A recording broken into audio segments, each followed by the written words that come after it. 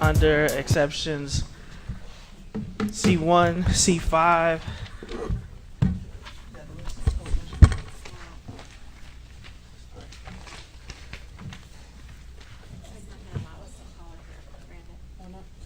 Same audio conferencing. Is it because of the cord? What's happening? We don't have no power. We had both things plugged in over there. It's working now, I think. He's got it. But this, yeah, there's just one cord. It says Yeah, that's the only one. not a Plugged in. The registered other one. server. Mr. Alajakis will get Ms. Hannah on the call, but I want to go ahead and get started. So the board met in closed session under exception C1, C9, C5, C11, C and C21, and C10. If I can have a roll call, please. Mr. Riddle, Present. Ms. Callahan Wozniak, here. Mr. McBride, Present. Ms. Gonzalez, Here. Ms. Hannah, President Ewing.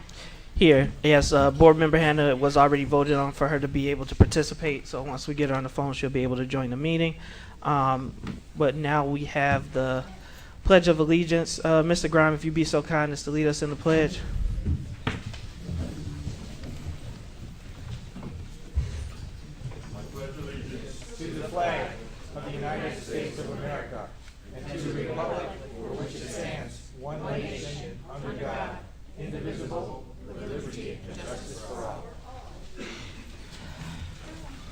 Thank you. And then just for the record, I know we were in recess, like a motion to go back into open session.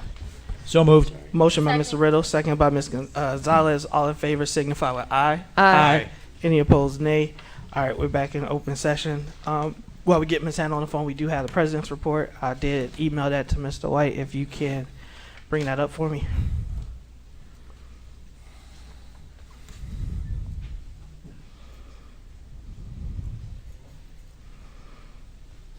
All right, next slide.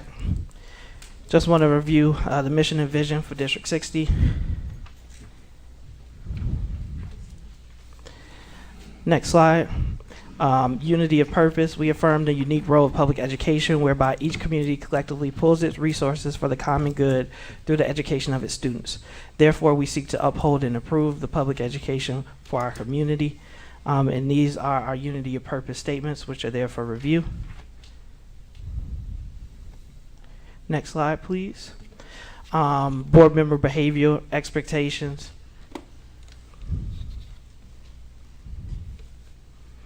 And I do apologize. Well, I guess people online can see, but I just want to make sure as a board that we are setting an example that we like to see.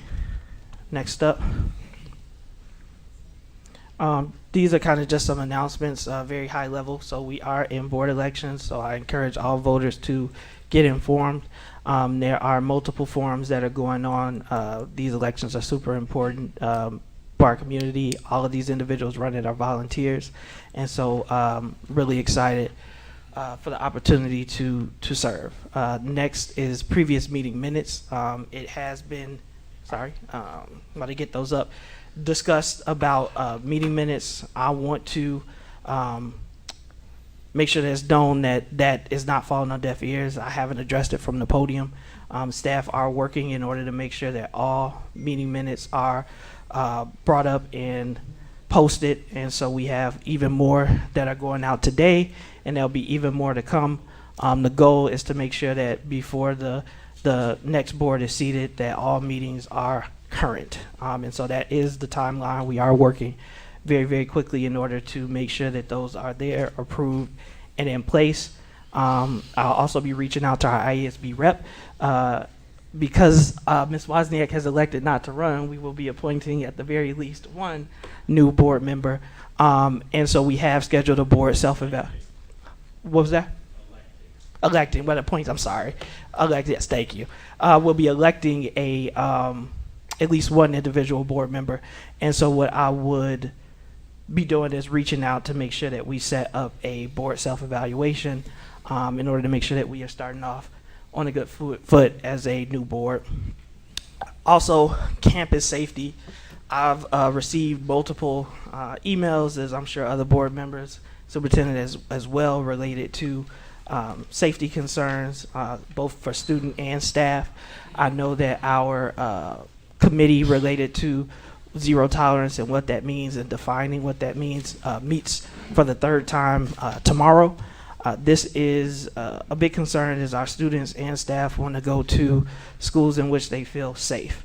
And so I know I mentioned it in my remarks last time, and I want to make sure that the public understands that these items are being discussed and addressed, and there are individuals that are meeting, and to make sure that we are providing a safe environment for both staff and students. And so with that, I thank you and appreciate your attention. And this concludes my board president report. Next up, we have our student board member report from Mr. Hinojosa.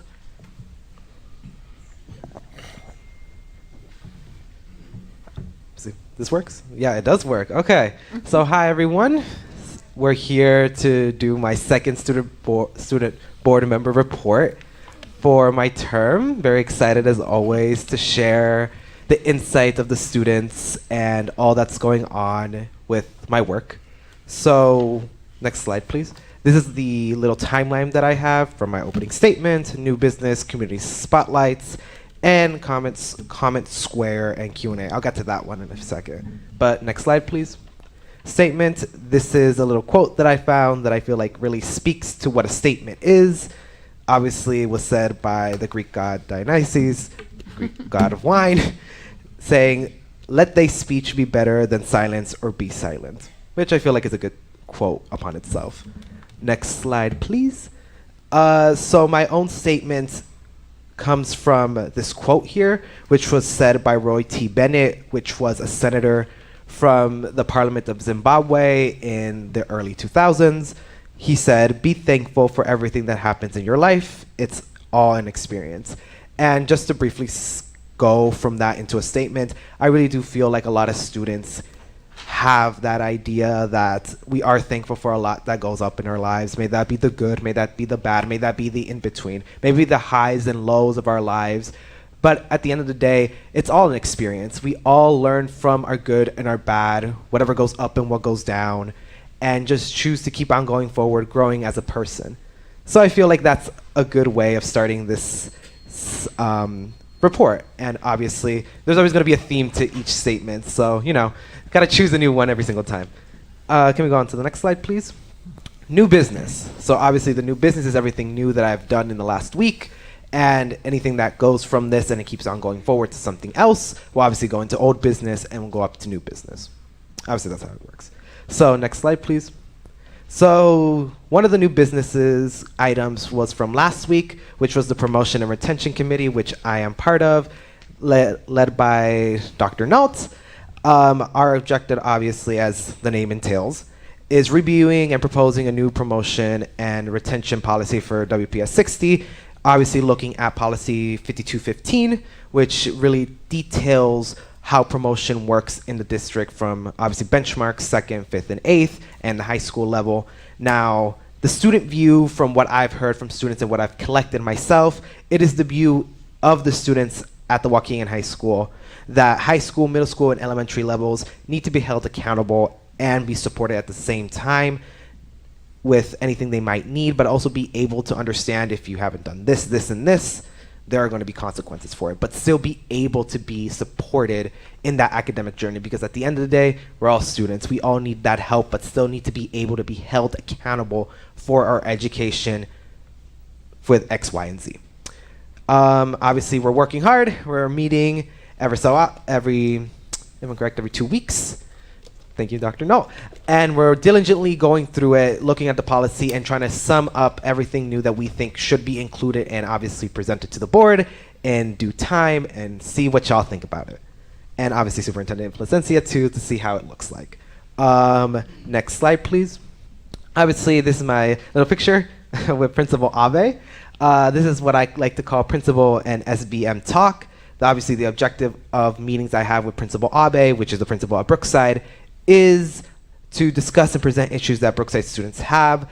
In this meeting specifically, we talked about bathrooms, the 10-10 rule, and safety. Now that comes with a lot of things, and students obviously have concerns, good or bad, for each one. And I presented to Principal Abe, and we're working diligently with safety and with the administration at Brookside to figure out ways that we can fix this and let students, be able to be heard in any way possible. Obviously, we're going to have a next meeting in about a week and a half to discuss anything new, and I feel like she has some good news for me, as from what I heard. So we'll keep you updated with that for the next board meeting. Next slide, please. Is Community Spotlight. So this is obviously some stuff that happened in the community within the last 2 to 3 weeks, and I want to present it here at the board meeting so people know. Obviously, this is not everything. There's a lot more that happened in this community, good or bad, but obviously I'm picking and choosing what works well. And as time goes on, I add more or less. So next slide, please, is the Honor Roll Breakfast, which happened about 2-3 weeks ago.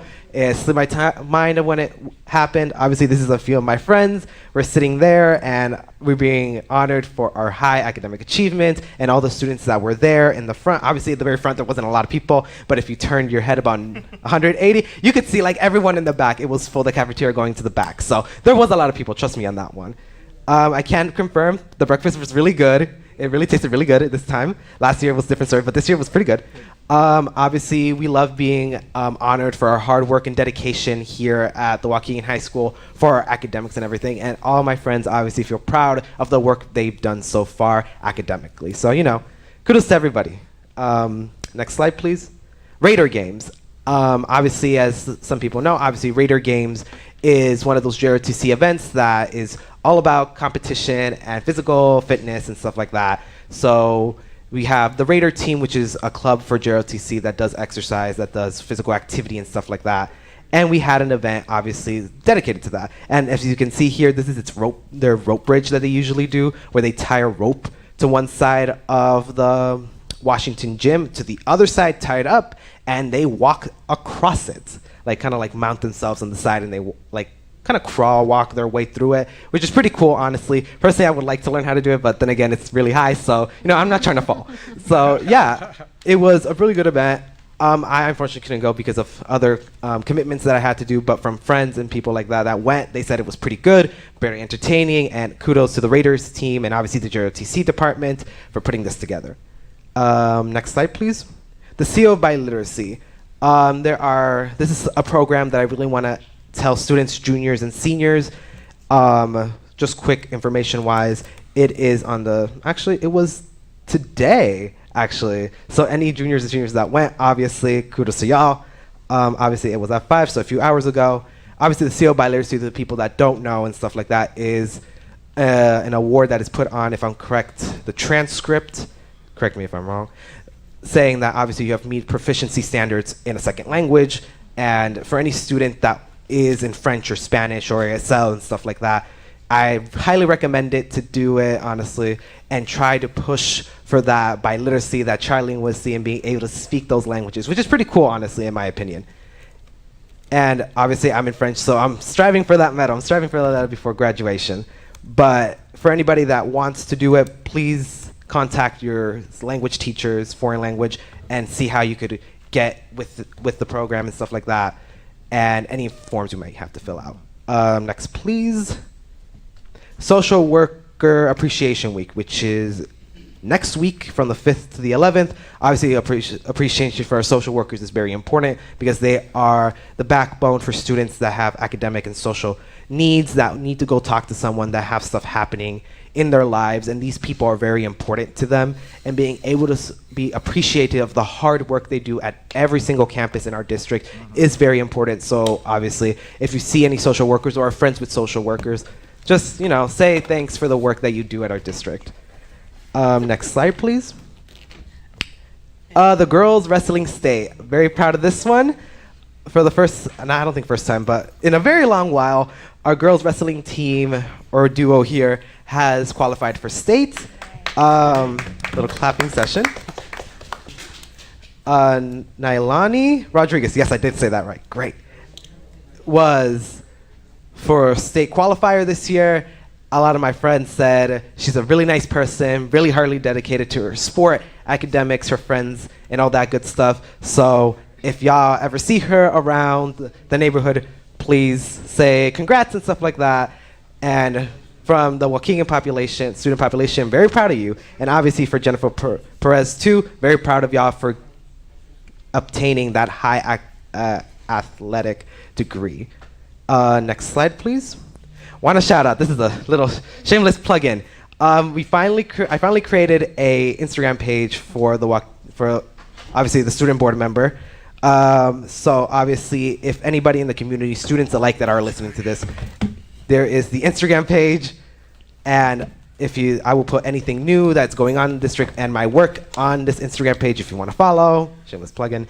And there is a Google Docs link there that if you want any help, any assistance, anything, or want to start an initiative, just fill in that form and I will get to you as soon as possible. I love answering emails and stuff like that, so if you got anything for me, just send it my way. Next slide, please. And this should be the last one. Comment, square, and Q&A. This is usually the section where anybody from the board could obviously ask me questions if they choose. It's obviously up to y'all if you do from my comment section, which is obviously going to talk about comments that I may have as time goes on through this board meeting, as time goes on. Next slide, please. The comments on today's agenda will be these topics. Obviously, as topic gets there, obviously I'm going to make a comment or not, depends. But what I've chosen myself and done a little research, obviously, is the action vote on the AP African American Studies course, approval of purchase of menstrual hygiene products, approval of the Jocelyn Center partnership, the Lewis Middle School, Panama trip, the action on the ARP ESSER 3 funding, and the second reading of policy 5224. Obviously, I'm going to make comments, maybe not, depending on how it goes, but yeah, go a look out for that. And that's about it. If the board members don't have any questions, then I'll relinquish the rest of my time. Only have one question, Mr. Hinojosa. Yes. What is the 10 by 10 rule? You talked about meeting and discussing that with Principal Ave. So the 10-10 rule it's been here for a while, honestly, and has changed and evolved as time went on. The 10-10 rule is basically this idea that the first 10 minutes of class and the last 10 minutes of class, students should not be in the hallways for really any reason, and you should be in your class during the start of your lesson and the end of your lesson because, quote unquote, that's the important parts of your lesson. Now, some students have some interesting ideas of how that does work or that doesn't. Now, that isn't really my place to decide that at the moment, but that's really the idea that is presented in the high school now. We're working with Principal Abe to redesign and reevaluate what the 10-10 rule is and if it's still necessary, if that answers your question. It does, and thank you so much. You're welcome. If there,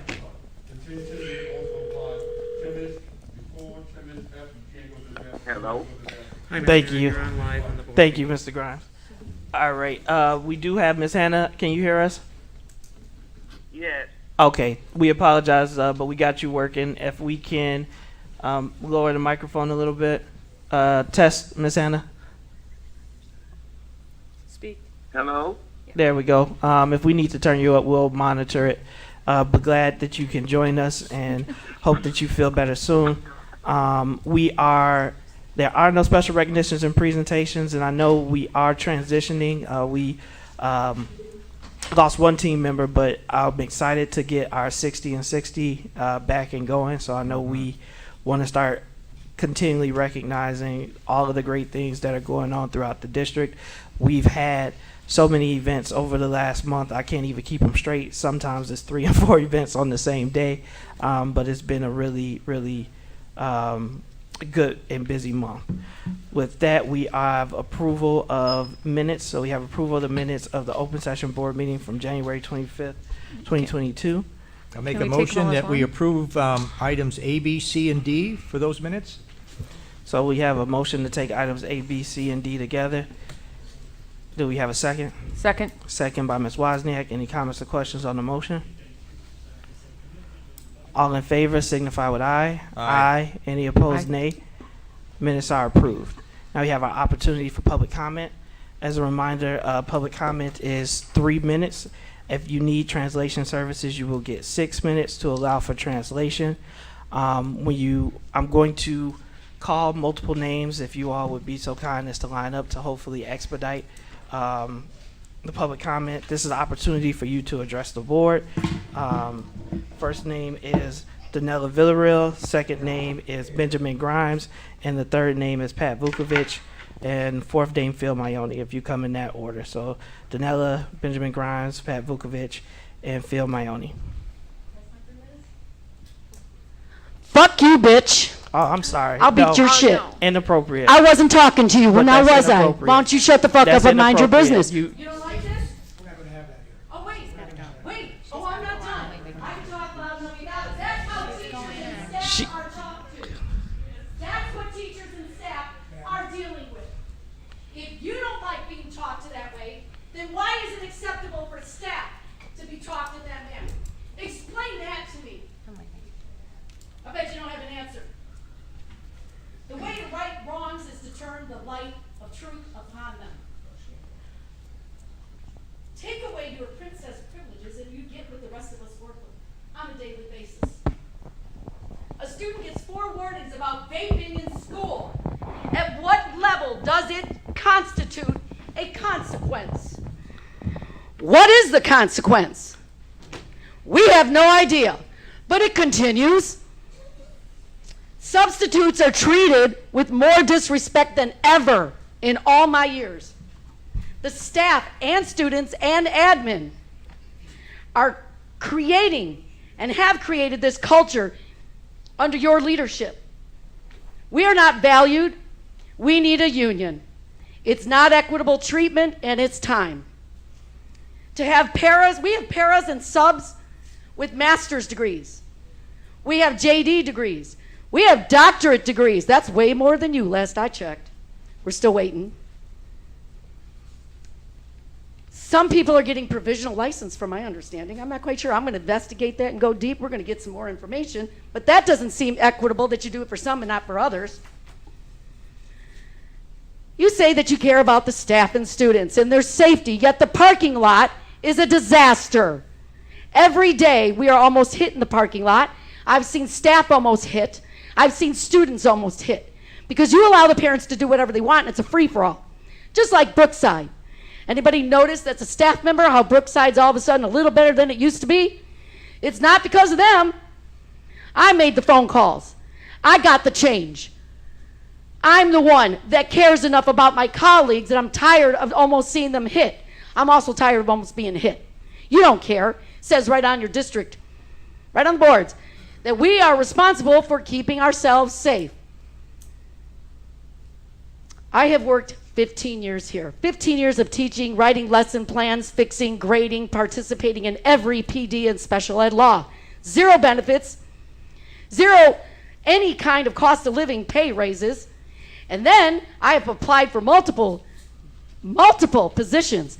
I'm not good enough to be hired full time to give benefits, but I do a darn good job at what I do, and that's teach my students that I get because I care.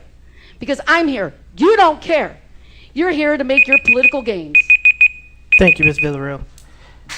Ben Grimes.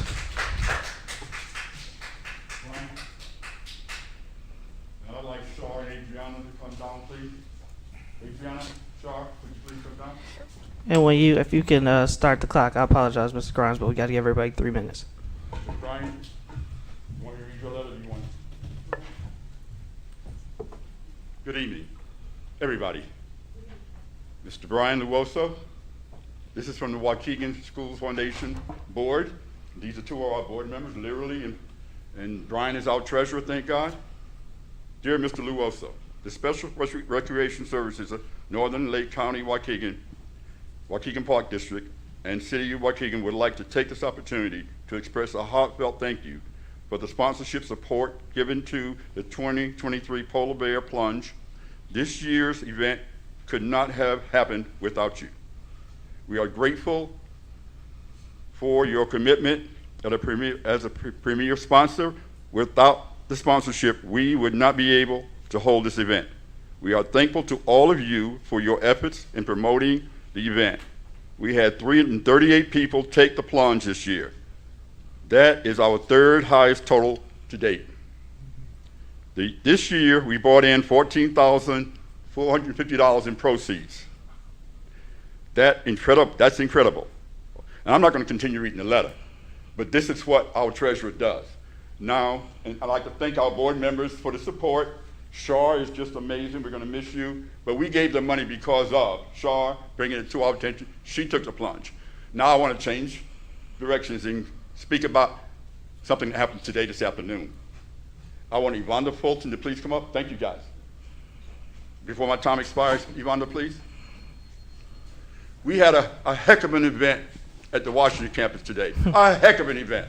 And I'd like Mr. Yvonne Fulton to talk about Chicago State University and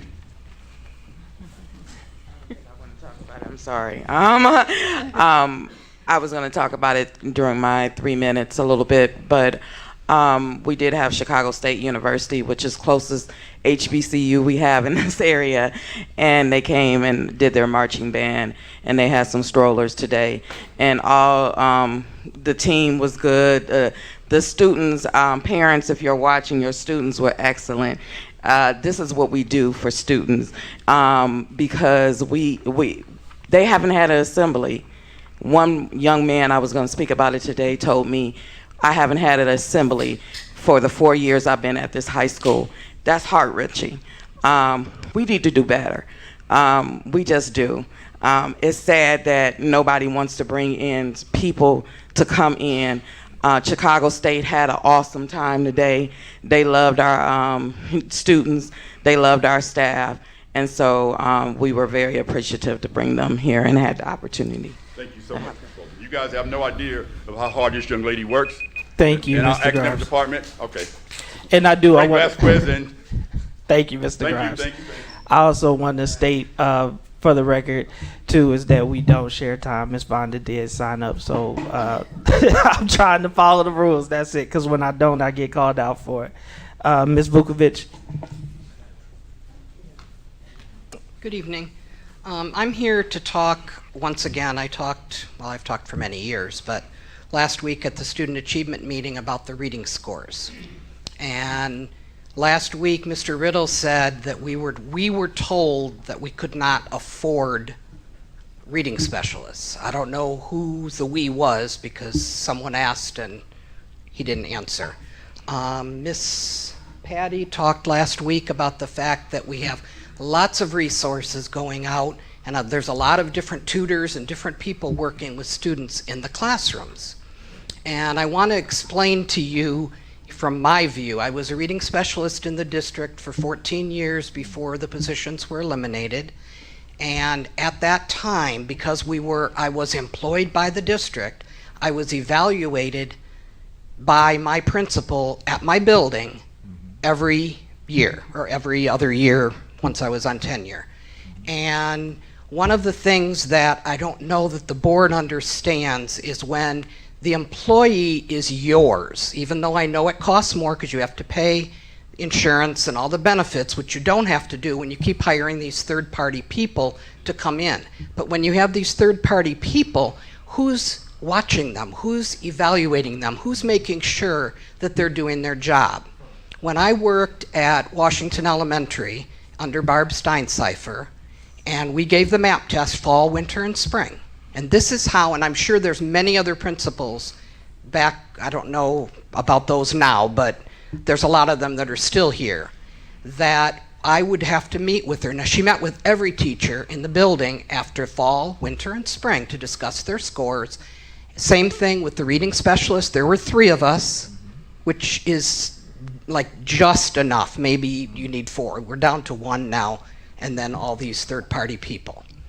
And I would meet with her, and she would look at my scores, and we would go through. I had a caseload of 50, 55 students, and we would go through every single score and every single child, and why did this one go up? Why did this one go down? What is your plan for this child, that child? That's the kind of accountability, and that's how you get people that are working for the district, not from a third party, that you can make sure they're doing their job, besides the fact that the scores count for our para, which is what they use for your state evaluation or your evaluation on your teacher's license.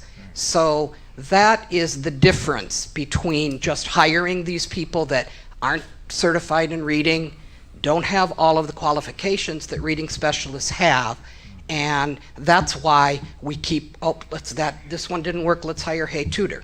Now we've got Hey Tutor that didn't start until January, and I don't even know at that point they only had 28 teachers. So please notice the difference between hiring third Thank parties. you, Ms. Vukovic. Your time will start when you start speaking, Mr. Maione. Thank you. Good evening to all. I am Phil Maione. I teach at Washington campus, and I am a union member in my 29th year in the district. To Ms. Vukovic's point, Machiavelli wrote a book called The Prince in which he discussed mercenaries and citizen soldiers. I want to check that out. There are so many issues. I'll start with attendance figures at the high school. They are a pure fiction. A student who is late to class goes and gets a hero pass. Once that happens, they can pretty much do whatever they want, and they will be marked tardy, but present. They can show up 20 minutes, 30 minutes, 40 minutes, even 45 minutes, which I have had repeatedly over the course of this year alone, and still be considered late, but present. Present. In the past, this did not used to happen. If a student was 10 or more minutes late to class, they were considered absent. Because if you missed 23% of the class, you were essentially absent. In the current system, we have some students who show up in the system as having a better than 90% attendance rate in PE, for example, but they are failing PE. Guess what? That's patently false. The only place they have a 90% attendance rate is in Fantasyland.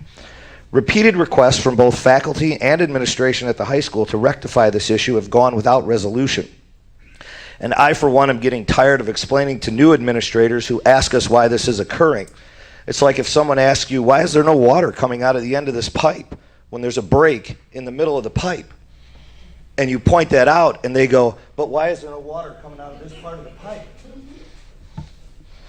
2, why are we still allowing a student, all the safety personnel at Brookside know who he is, who has vandalized the locker room and repeatedly shown an inability to conform to even a basic level of educational norms, to continue to walk the hallways? I watched this student spew some pretty vile and disgusting comments at a female safety member yesterday while throwing 2 middle fingers in the air at her and moving towards her in a manner that required other people to act as a barrier between her and him. That the entire safety staff and faculty at Brookside have not walked out in protest of the daily abuse they take is truly a testament to their individual fortitude. 3, so I talk to a lot of people. The level of confidence in this board to support those entrusted with running the high school is lower than at any time in my 29 years in the district. 4, this board spent so much time and energy trying to stop the charter school from opening a few years ago. I drive past that place every day on my way to work. I noticed they're putting on an addition, and it occurred to me that since it opened, this board has been their best advertisement. Lastly, I'm going to share the feel-good I didn't get to in January. I had 2 bowlers advance to sectionals. They're both juniors. One of them missed going down state by 11 pins. Next year, they're both going to make it. Thank you. The next 4 names are Nicole Hernandez, Wajina Briscoe, Janice Hay, and Mark Shinkton.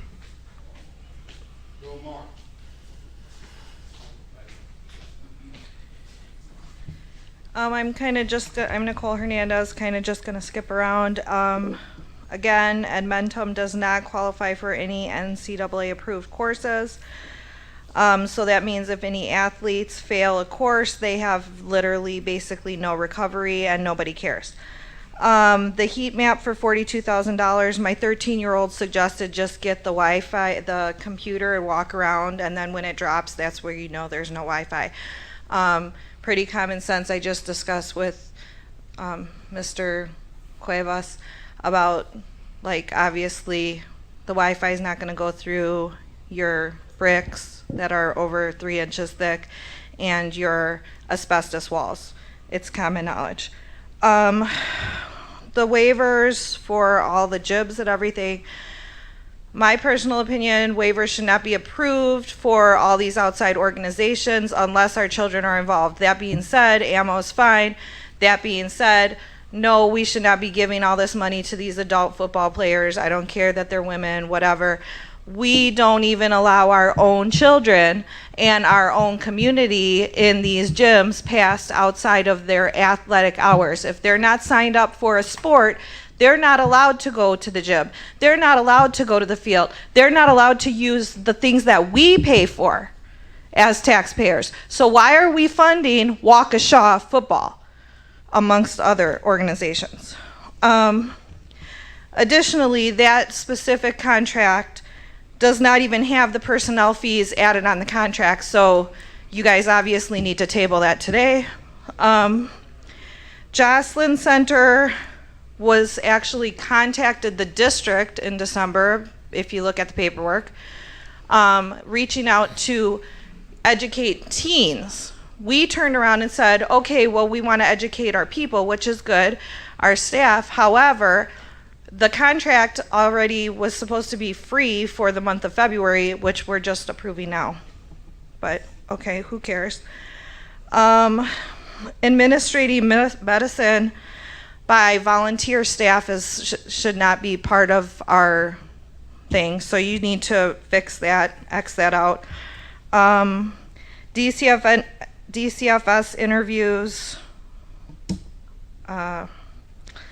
we took off the requirement to provide ID. Why? We're putting in the requirement that, oh, our DCFS liaison is going to give us a piece of paper that's going to say these people are okay to come into the buildings. Why? Why? So then you're allowing this third-party entity have access to the children just by providing you a list. Not safe. Thanks. Thank you, Mr. Hernandez. Wajina Briscoe. Good evening. So whenever I come to the mic, and I've been coming now for a couple of years, my emphasis is always on what's happening with our African American students, teachers, staff, or whatever. About a year ago, I was working with the HR department. My goal was to try to bring more African American teachers into the district. A couple months ago, I had reached out to HR. There was an African American male that was at Trinity University that had graduated and was looking for somewhere to come to.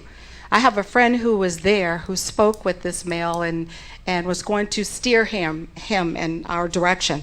So I reached out to HR here and said, you know, there's a possibility, there's a African American male that might want to come to our district. Can you reach out? The response to me was, could I get the person's phone number? No. It's all about building relationships. We know that there are a lot of districts that are looking to bring in African American males, and so in order to do that, you have to build a relationship. I opened up the door so that hopefully this district would try to build a relationship with the university in order to get more African Americans here. That did not happen. I called the university, my friend, to see did they hear from someone here in the district. There was no contact here at all. That person ended up accepting a job in Evanston. That's the first thing. Second thing I want to talk about is that whenever I come here, those of you know I sub within the district, and it seems to go on deaf's ear. We have a lot of subs here. We are not given any, there's not a handbook, there's nothing to tell us as far as what's the safety plan. There are things that are happening in this district. We have no idea what is the safety plan. There's no information to tell us as far as de-escalation. There are things that are happening here. We as subs, we have no idea as far as de-escalation. When I sub in the classroom, I don't have any problems, but I do know that there are teachers, and she spoke up as far as the issues that she has, but you know what? We should just back up because we're not given a de-escalation plan anyway.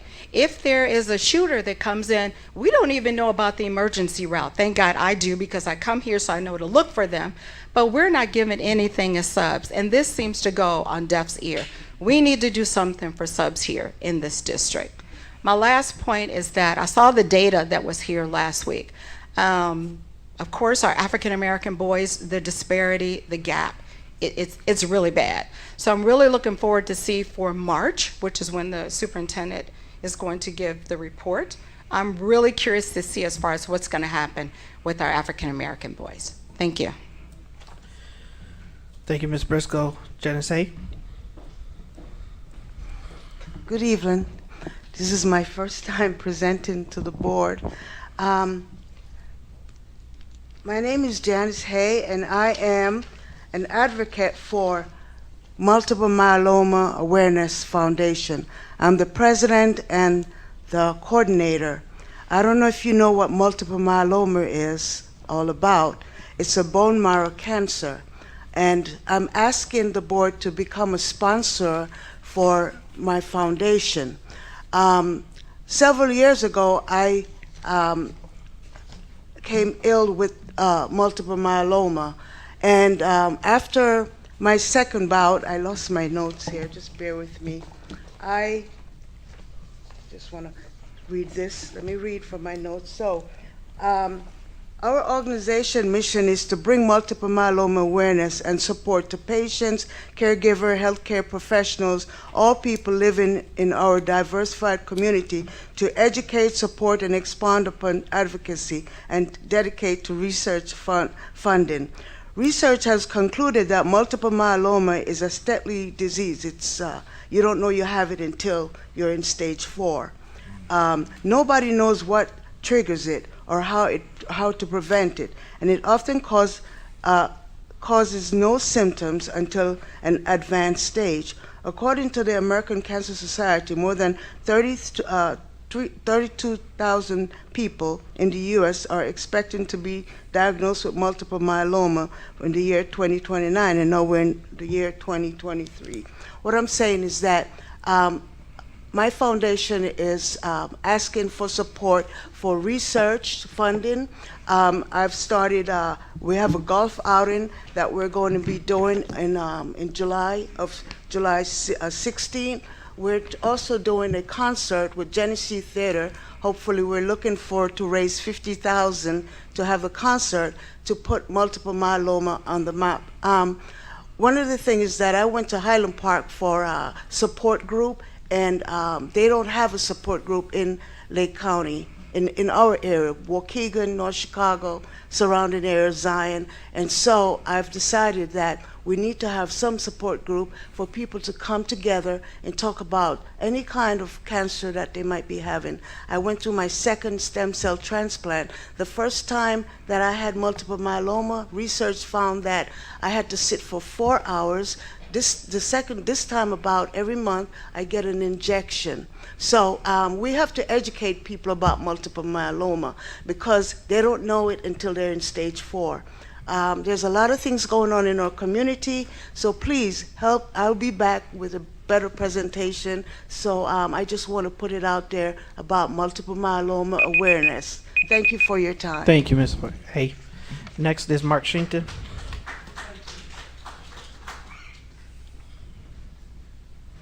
Good evening.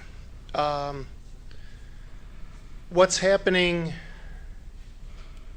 in our schools is not unique to Waukegan.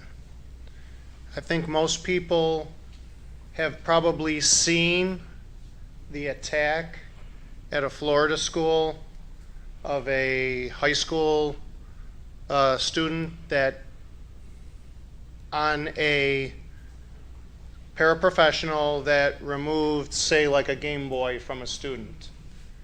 She was brutally beat. Hopefully, that doesn't happen here. But if it does, I hope that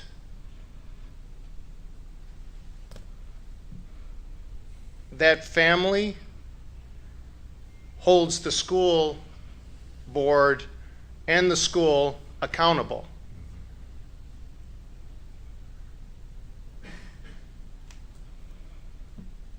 If you just look tonight, there are 2 safety officers within, 20 feet for maybe a dozen people. There are schools that don't have that ratio. Okay? It's not a safe environment. across the whole country. And why does these things happen? Because we allow it to happen.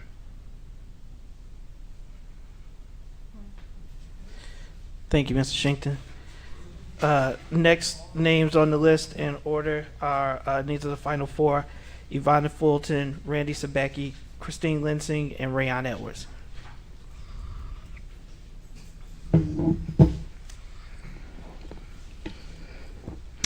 So normally I don't write, I just try to speak, but I need to write. And today I don't mean to give you all a history lesson, but I have to remember every now and again Dr. King's daughter, Bernice King's words about every year. She has to remind us about the quote, the convenient, we like to quote the convenient Dr. King and not the inconvenient Dr. King, because we couldn't take the inconvenient Dr. King.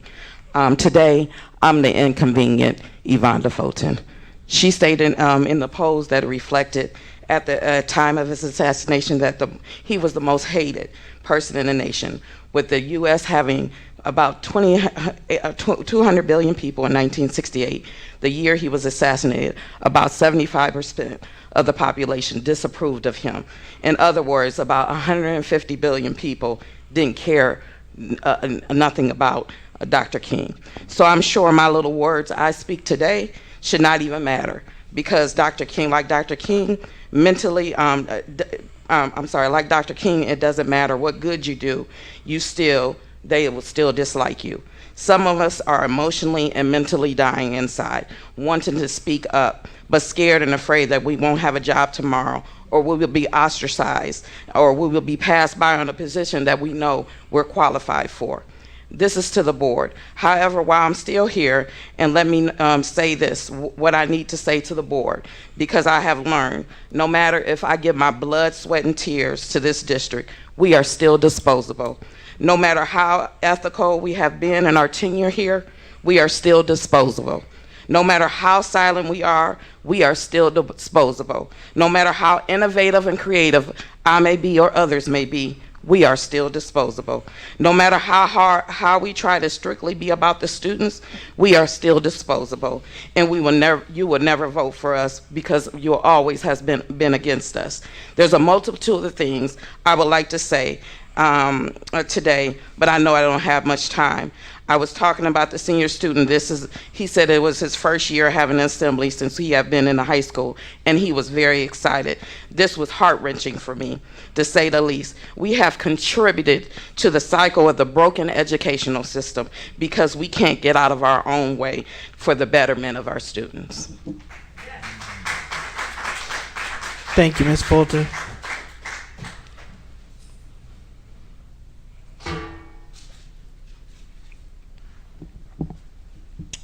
All right, good evening. I have a couple things to go over tonight. First, I'm going to finish where I left off last meeting. It's about 214 Washington Street. Where is the money coming from?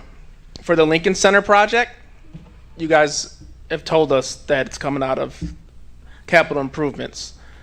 We know it's going to be about $5 million for the wraparound center in the first and second floor.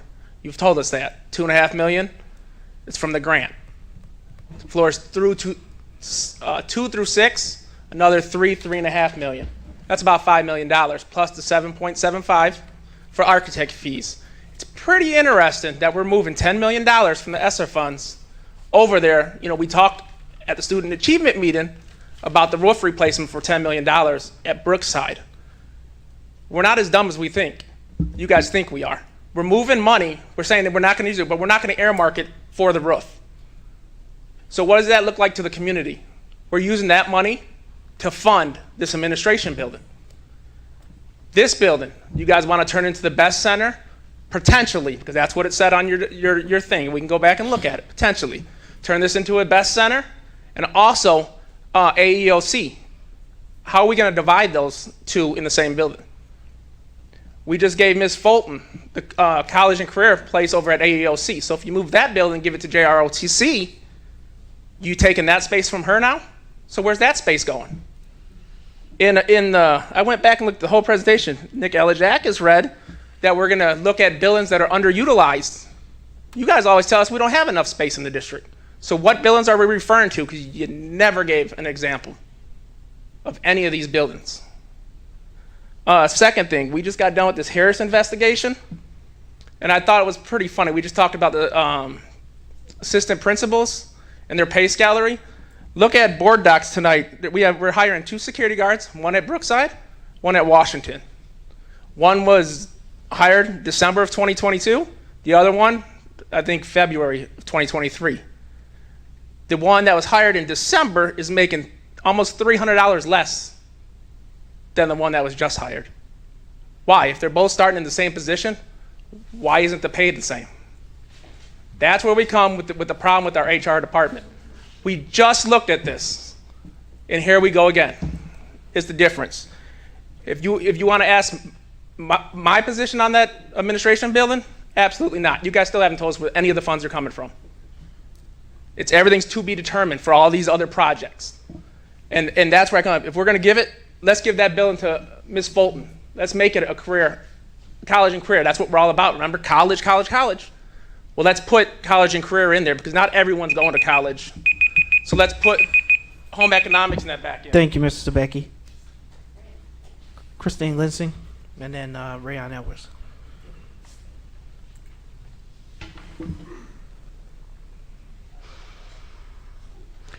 Good evening, everyone. There's so much to say. There's just so much to say. So I'm just going to first focus on the scores from the middle of the year data that came out last week, which I'd really like to see those dates for those meetings posted on the website. It'd be really nice to clearly communicate that community members, families, students can come in and actually engage with the content you're discussing. At that meeting, we were given a picture of where we're at. We were told by the board that this is nothing new. We have been given a picture that our scores are improving, we're doing better. But then we had the vice president of the board, after that was presented and everyone was asking questions, say no one's happy about this data. I still have yet from an email dated October 27th, 2022, to receive any sort of response from our superintendent to go over that data. Because for a long time now, I've been very confused on how we are improving, but we're not. We had a very visual experience tonight of what some of our teachers and staff go through in this district, what some of our students go through in this district. I'm still upset. I'm not even gonna lie. The culture in this district is toxic. It is toxic. Many students, parents, staff members have engaged in interactions with this administration and have walked away feeling disrespected, ignored. The whole point of the board is to listen to the community of what we want to see in our school district. The whole point of the board is to hold their employees accountable, and you have 2. So when is that going to happen?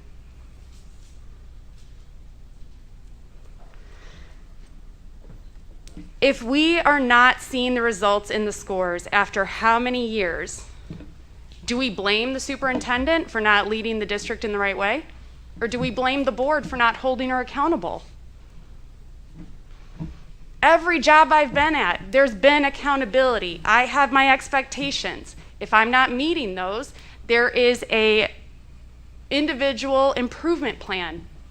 I'm not seeing that. And it's frustrating. We don't have time. And it's very tiring, but we continue to fight because it's the kids we need to help. Thank you, Ms. Lizzie.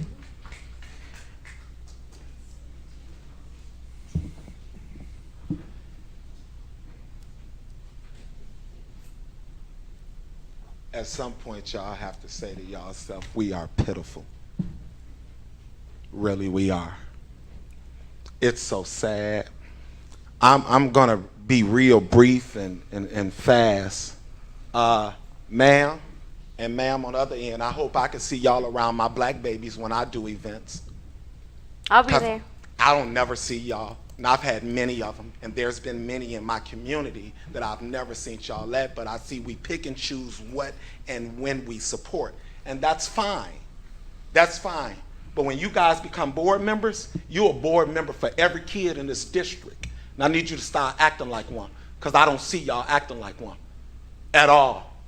You could go back on these meetings and you can look at how y'all vote. That's important. We pay attention to that. I came here the last time and I talked about how y'all gave false information to that city council. Brandon, I called you my friend. I'm so disgusted with you today. You got up at the last meeting and you stormed up out of here because you didn't like what she said.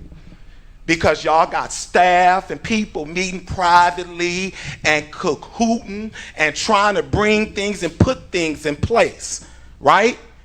And so y'all do all of this talking outside and y'all creating all of this, and then y'all get here and y'all ain't got yourself together. Y'all got two devils to supervise. Ain't none of y'all gave a statement about that article or that lawsuit, and I don't want to hear that it's attorneys, because it's one board member named in that lawsuit. We got principal named in there that wasn't even a district employee. We talking about equity? Well, Teresa, how did you hire this man back here to replace Dr. Hillary, and he get paid more than Dr. Wilson? How? You don't think we see that? And y'all talk about money in a district. Take some of that money from her, because we paying her all this money for our district to look like what? Y'all are lying to this community about those test scores, and shame on some of you directors for going along with that, because we know them scores is not right. And Mr. Berry, I'm so ashamed of you as a black man, for you to lie on that report that you submitted to this board about that investigation. What happened in that school was pitiful for you. But I understand why he did it. If you gave me a job with a nice salary and then gave my wife one with a nice salary, I would too. The rubbing of the elbows is disgusting, and I'm disgusted with all of y'all. Y'all make my stomach hurt, because while y'all playing games, and Mr. Grimes, I love what y'all did with that polar bear. You said y'all had 60-some dive? The Park District. Okay, well, I have 40-some fucking kids dead. And we're talking about diving in an ocean.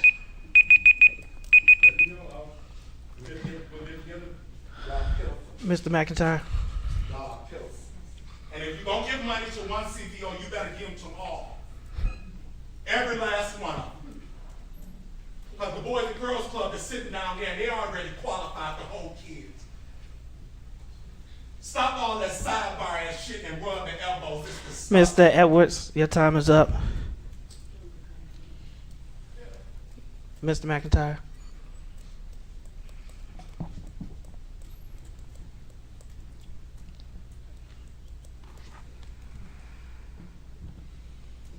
So if you look at, or if you listen to everything that you're seeing here, this is just a snapshot of the pulse of this district.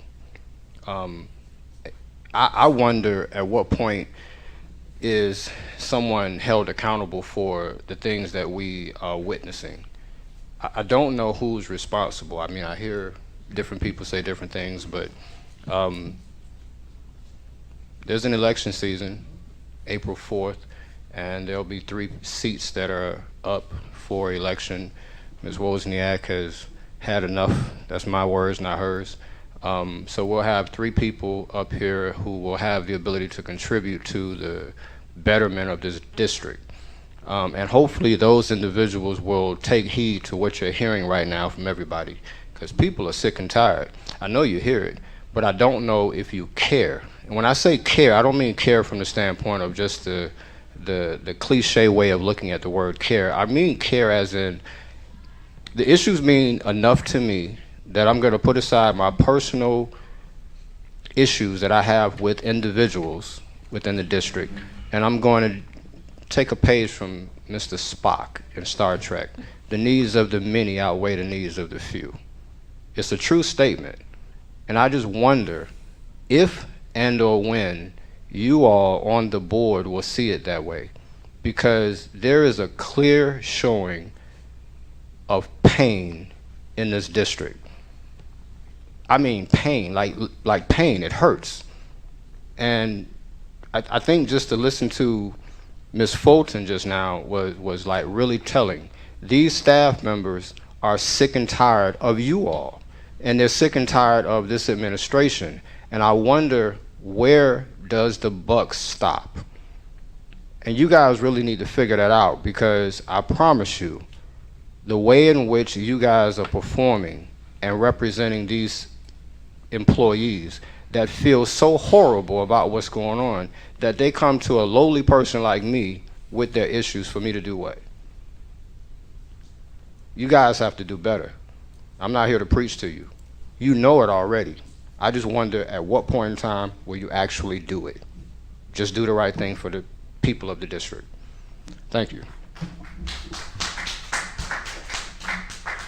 Thank you, Mr. McIntyre. This concludes our public comment. Next up, we have our consent agenda for academics. These items have been presented. Information is there. Any board member can ask that any items be voted on separately. So would any board members like to vote on any item separately at this time? Hold on, Mr. President. Let me get back. The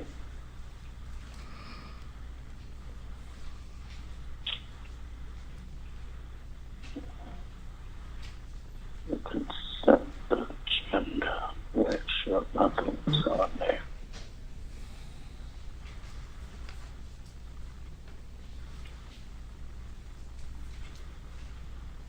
Okay, you're.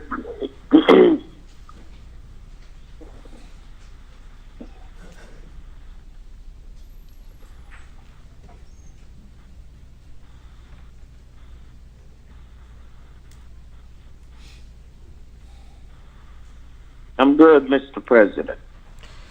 All right. We have items 10 through A through J. Seeing as no board member would like to vote on any item separately, we have a motion to approve. So moved. Motion by Mr. Riddle. Second. Second by Ms. Wozniak. Any comments or questions on the motion? Roll call vote. Mr. Riddle. Yes. Ms. Callahan Wozniak. Yes. Mr. McBride. Yes. Ms. Gonzalez. Yes. Ms. Hannah. Yes. President Ewing. Yes, item approved, motion carries. 10A, purchase of Touch Math for low incident student instruction and intervention, $42,688. B, Whittier Professional Development. C, Edmentum renewal. D, School Mint renewal. E, upgrade a UPS system for MDF network closets. F, WHS AP African American Studies course proposal. G, E-Rate 2023-24 network project. H, Ekahu, if I'm pronouncing that right, something like that, wireless heat map. I, NABSHO, video production conference. And J, approval to attend the National Art Education Association conference. We're now at the consent agenda for operations. We have items that have been presented, 11A through E.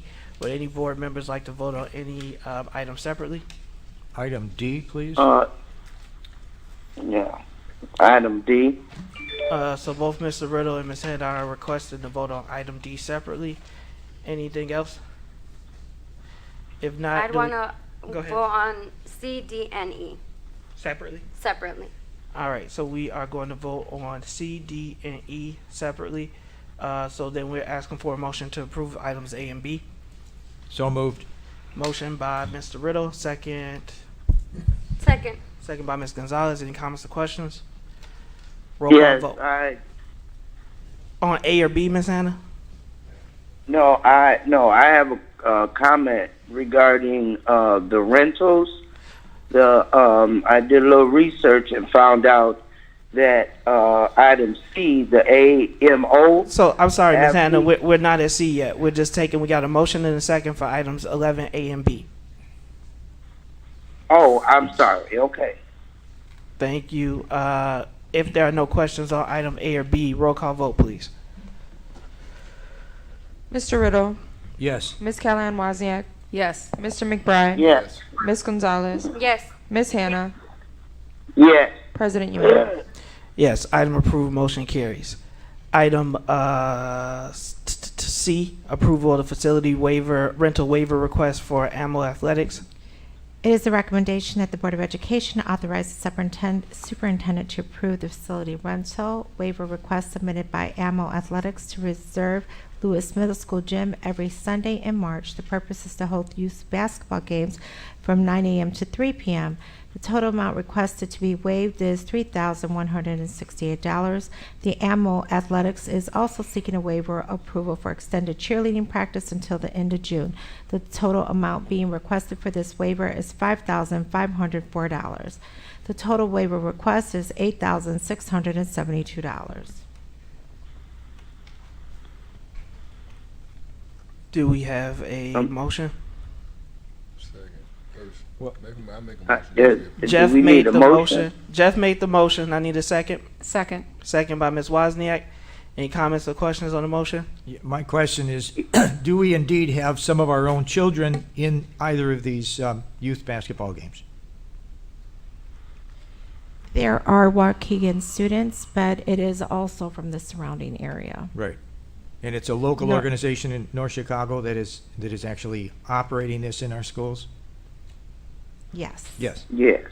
So as long as we know that there's kids that from this community that are involved, I think I'm for that. I just wanted to make sure that we have our own children. Mr. Moulton, can you please speak on that? Because I just know AMO through the football lens as a mother, but can you please give your professional statement on that?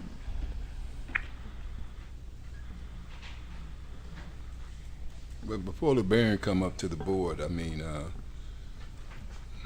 kids are kids. I don't care if they come from North Chicago, Zion, wherever they come from. We just talked about the idea of utilizing our gyms for the kids. Anytime you got a kid in the gym, what you have done, they're not hijacking. All the things that they would normally do when to keep themselves busy, that will keep them out of trouble. So it's a no-brainer when you got kids in the gym. I don't care where they come from. It makes That's our right. community look good. So, good evening, members of the board, superintendent, staff, and community. For this particular agenda item, we have in the past had Waukegan students participate in this program. We would need to verify the active roster for the program if the request is that all of the participants are Waukegan students. We don't have that roster included here this evening. No, I wouldn't be asking that all of them. I just want to make sure that some of them, and if we've had that in the past, I presume some of them will be in it again this year. And it is open and accessible to them. To all of our students, right? Okay, I'm fine with that. Thank you, sir. There are no further questions. Roll call vote. No, it was just a comment because the program is something that has been going on for years with the Tri-Cities, Waukegan, North Chicago, and Zion, because they're so intertwined. And so it's a good thing that they are coming together. There was a statement made during public comment which talked about wanting to have our facilities open. One of the main things that why I support these waiver requests is because they do keep our buildings open and they are at taxpayer cost 100%. We want to be transparent about what's going on in the schools, which is why before we had individuals that were using district property. It wasn't either on the books or properly reserved. We have a very transparent system in which any organization can go in and make a facility use waiver request, and they're coming to the board much more often. Is because we actually want to put a dollar amount to how much is given and not given back, as was adequately said, how much taxpayer money is being used to fund these programs. Anything that keeps my students off the street for another hour, I'm a support. So that's my stance, and I agree. I want our buildings open earlier. I want them to stay open later. I want them to be open during the summer. I want multiple organizations to be operating out of our buildings, and I will never apologize for that. Roll call vote.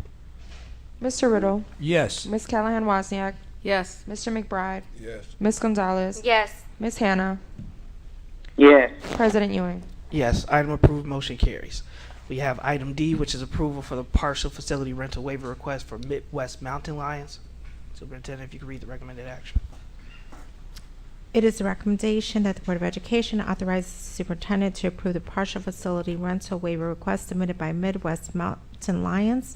The request is to reserve Weisfield for 3 women tackle football games in the spring of 2023. The Midwest Mountain Lions is requesting the waiver of fees for the facility only. The organization will cover the cost of personnel and equipment fees. The total amount requested to be waived is $3,600. Any comments? Comments or questions? I had a comment. Go ahead, Mr. Gonzalez. And kind of the reason I wanted to vote on everything separately was to hear people's argument for why we were doing the waiver request for one organization versus the other. I think we're investing so much in our infrastructure for our students, but also for people all over Lake County to recognize that Waukegan is a place where they could do recreational things, that they could feel safe, they could have fun, and so that our students, when they see the fields being used differently, that they could see themselves in the people that are using them. It's no different to me. And my only comment to this one is some of the criteria, right? I think we heard concerns related to individuals from outside of the community. We did get clarification, as was mentioned, this is only a partial fee waiver. They would be paying for personnel. But I do want us to consider when we're doing these requests, because to Ms. Gonzalez's, what I heard from her is we're making these upgrades.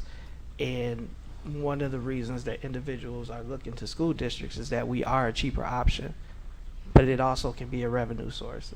Is when we make these investments, we can seek return on investments, and we shouldn't be waiving everything. I think the criteria for what we consider and why is clearly laid out and transparent. So I'm sure this is a great organization, but I don't know. We don't have students involved. They are doing partial payment.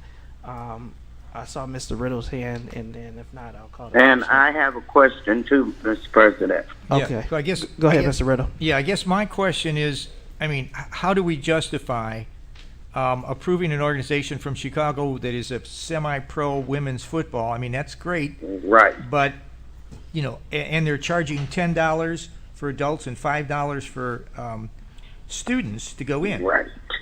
So they're making some money on this, and of course, you know, the total fees would be over $8,000, and they're only asking us to waive $3,600 of that. So yeah, we will make some money on it. They are using our field for 3 days and our lights. You know, they're certainly, you know, it's going to pay for the lights and the custodial and stuff. They're paying for that, and they're renting some of our equipment, our sound equipment and stuff. I just would like to hear some of the other board members why we would want to approve an outside agency like this coming to us, not giving our students a chance to go in for free. Comments? Yeah, go ahead. I'd like to hear some.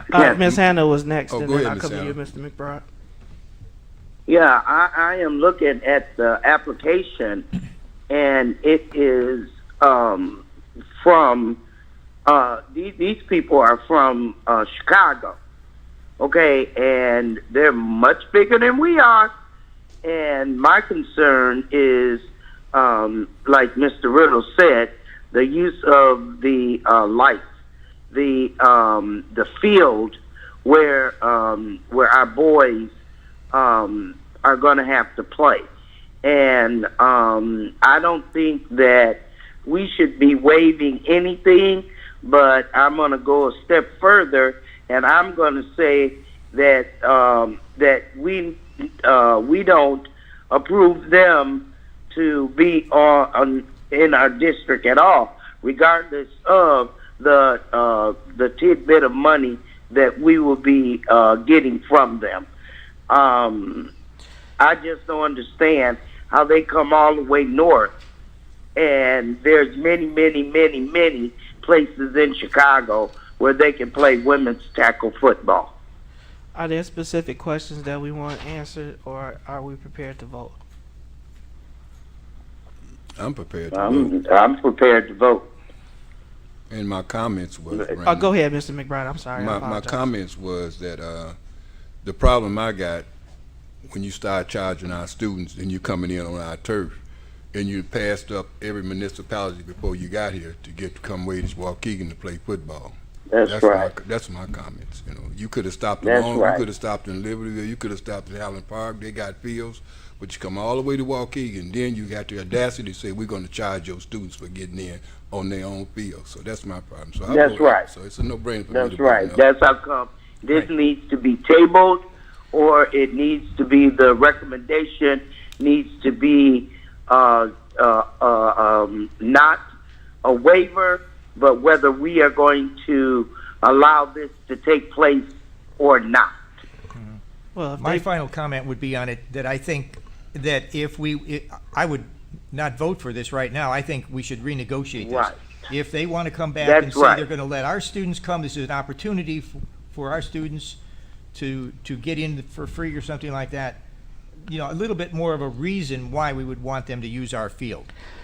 That's up to you all to get negotiations. I see you, Mr. Moulton. I don't know if you want to add to it before I give my comment. And just because, if I may, I apologize, but just because people come to us and ask us for the use of our facility, and then they turn right back around and they ask for a waiver, I mean, we should know how to say no. We say no to a whole lot of other things, so it's okay to say no. Definitely. My statement was only I would encourage the board, unless anybody was to withdraw their motion in that second for a vote. The no does not stop them from using the field. It stops them from the waiver request. And so if there's another conversation that needs to be had before I call the vote, I would like the administration to be instructed on what those questions are. So one of the things I heard Deputy Moulton is consideration for tickets for, our students is what I heard from, I think, Mr. McBride and Mr. Riddle. Yeah, I said that I wouldn't have a problem with them coming. My problem is when you charge it our students to get in. I think it's good exposure for our students to come in just to say the women play football. I'm excited just to know that there is a football team by ladies, but you don't charge our students to come in. And then the bottom line to it now, as far as them coming to want to use our facilities, they need to pay. Okay. That's the bottom line to it. I mean, I have So, no problem with that. Roll call vote. Mr. Riddle, No. Ms. Callahan Wozniak, No. Mr. McBride, Yes. Under Ms. those circumstances, that they allow our students to come in. Oh, okay. Well, we didn't make As it. We didn't make that Yeah, motion, that wasn't Mr. part of the Moulton. motion. Yeah. One of the, well, no, Well, until we who- make the who made the amendment to motion? make some changes on it. He said no. Yeah. Well, I don't want to. We already started. I called the question, so this has to either be voted up or down. If you can resume the roll. Ms. Gonzalez, Yes. Ms. Hannah, No. President Ewing. No, item is not approved. Item 11E, approval facility rental waiver request for Bayern Munich Tiburones FC. It is a recommendation that the Board of Education authorize the superintendent to approve the facility rental waiver request submitted by Bayern Munich Tiburones FC. The request is to reserve the gym at Glen Flora Elementary School for an indoor youth soccer practice on Tuesdays and Thursdays from 6 p.m. to 8 p.m. during the months of March, April, and May. The total amount requested to be waived is $3,328. I'll make a motion to approve the request as read by the superintendent. Motion by Mr. Riddle, Second. second by Ms. Wozniak. Any comments or questions on this motion? Only that this is a local group, and some of our kids apparently are involved, so I feel good about this. Thank you. If there are no further questions, roll call vote. Mr. Riddle, Yes. Ms. Callahan Wozniak, Yes. Mr. McBride, Yes. Ms. Gonzalez, Yes. Ms. Hannah, Yes. President Ewing. Yes, item approved, motion carries. We're now at 12A, Jocelyn Center Community Partnership on Mental Health First Aid Toolkit, PD for staff. It is the recommendation of the administration that the Board of Education approve the superintendent or her designee to approve the partnership with Jocelyn Center Community for the purpose of staff professional development on first aid mental health, 2-kit early intervention supports to students in need for the total amount of $28,000. Mr. Riddle, I make a motion that we approve this as read by the superintendent. Motion. Second by Ms. Wozniak. Any comments or questions on the motion? Only that I think this is something very good, as I mentioned previously, for our staff, and then I would like to see this moved at some time for our students as well. But I'm in favor of this. My comment is I've gotten to work with Jocelyn, or at least a representative, when we had our pilot program for the Student Mental Health Initiative. This is something that I believe is very much needed for staff. And then, as Mr. Riddle said, I would also like us to look at the certification for students. This is a training that I myself have done, and I will say that this is at a significant cost savings. I believe last year when we brought forward something, it was over 3 figures. And so Jocelyn is being able to offer the same training at $28,000. Again, I think we've been talking about and we've been hearing the anxiety that many of our students are dealing with, and so this will be able to provide our teachers training in order to be able to identify and tools to assist. Roll call vote. Mr. Riddle. Yes. Ms. Callahan Wozniak. Yes. Mr. McBride. Yes. Ms. Gonzalez. Yes. Ms. Hannah. Yes. President Ewing. Yes, item approved, motion carries. We are now at item 13A, personnel for 22823. It is the recommendation that the Board of Education accept the administration's recommendation to approve the appointments and accept the resignations as found in schedules F996 and L943. Mr. Riddle, I make a motion to approve. The motion is read by the superintendent. Second. Motion and a second. Any comments or questions? Roll call. Yes, I'd like to. Yeah, I got a question, Mr. President. Go ahead, Ms. Hannah. Okay, I see that the personnel was there was no new hires in terms of teachers and so forth. Does that mean that that we have all the spots for the teachers filled? She's asking, there are no teacher appointments, so currently are we fully staffed with certified teachers? I can't answer that question right now, Ms. Hannah, but I will get back to you tomorrow. There is one position on here that is a new teacher, if I'm not mistaken. But the board Yeah, also... that was one teacher, but we Filling a usually have vacant multiple. Filling a vacant But position. my whole point is, my question is, are there still vacancies, or are nobody just coming to our district to apply? I can get you the vacancy list tomorrow. The last list I looked at was para and security, and I do know we have vacancies in the para and security section. I do not exactly know the amount of teachers, so we will have to get back to you. Mr. Alexakis, that is a board report, right? I thought so. No, we haven't.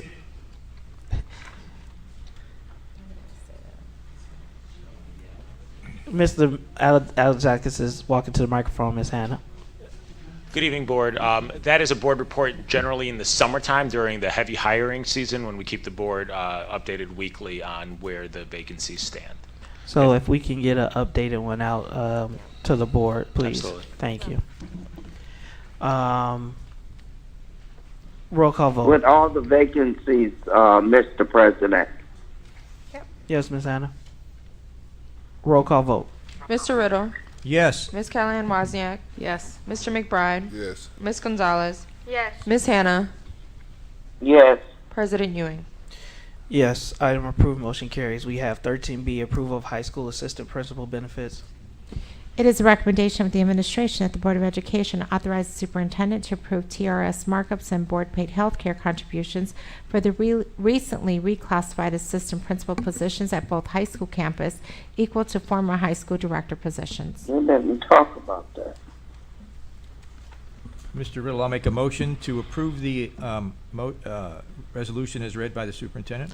Motion by Mr. Riddle, Second. second by Ms. Wozniak. Any comments or questions on the motion?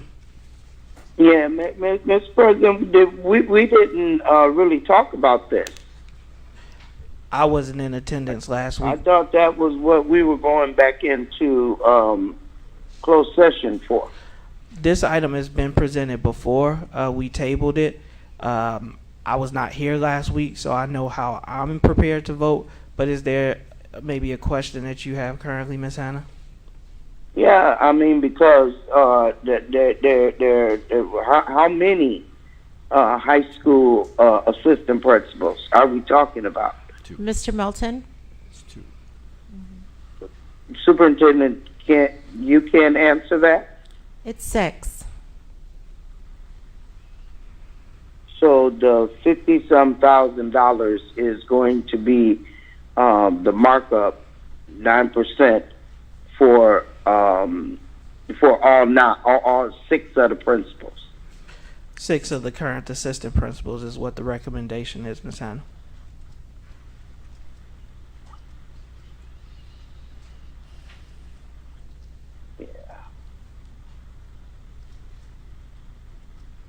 Are there any other questions, comments?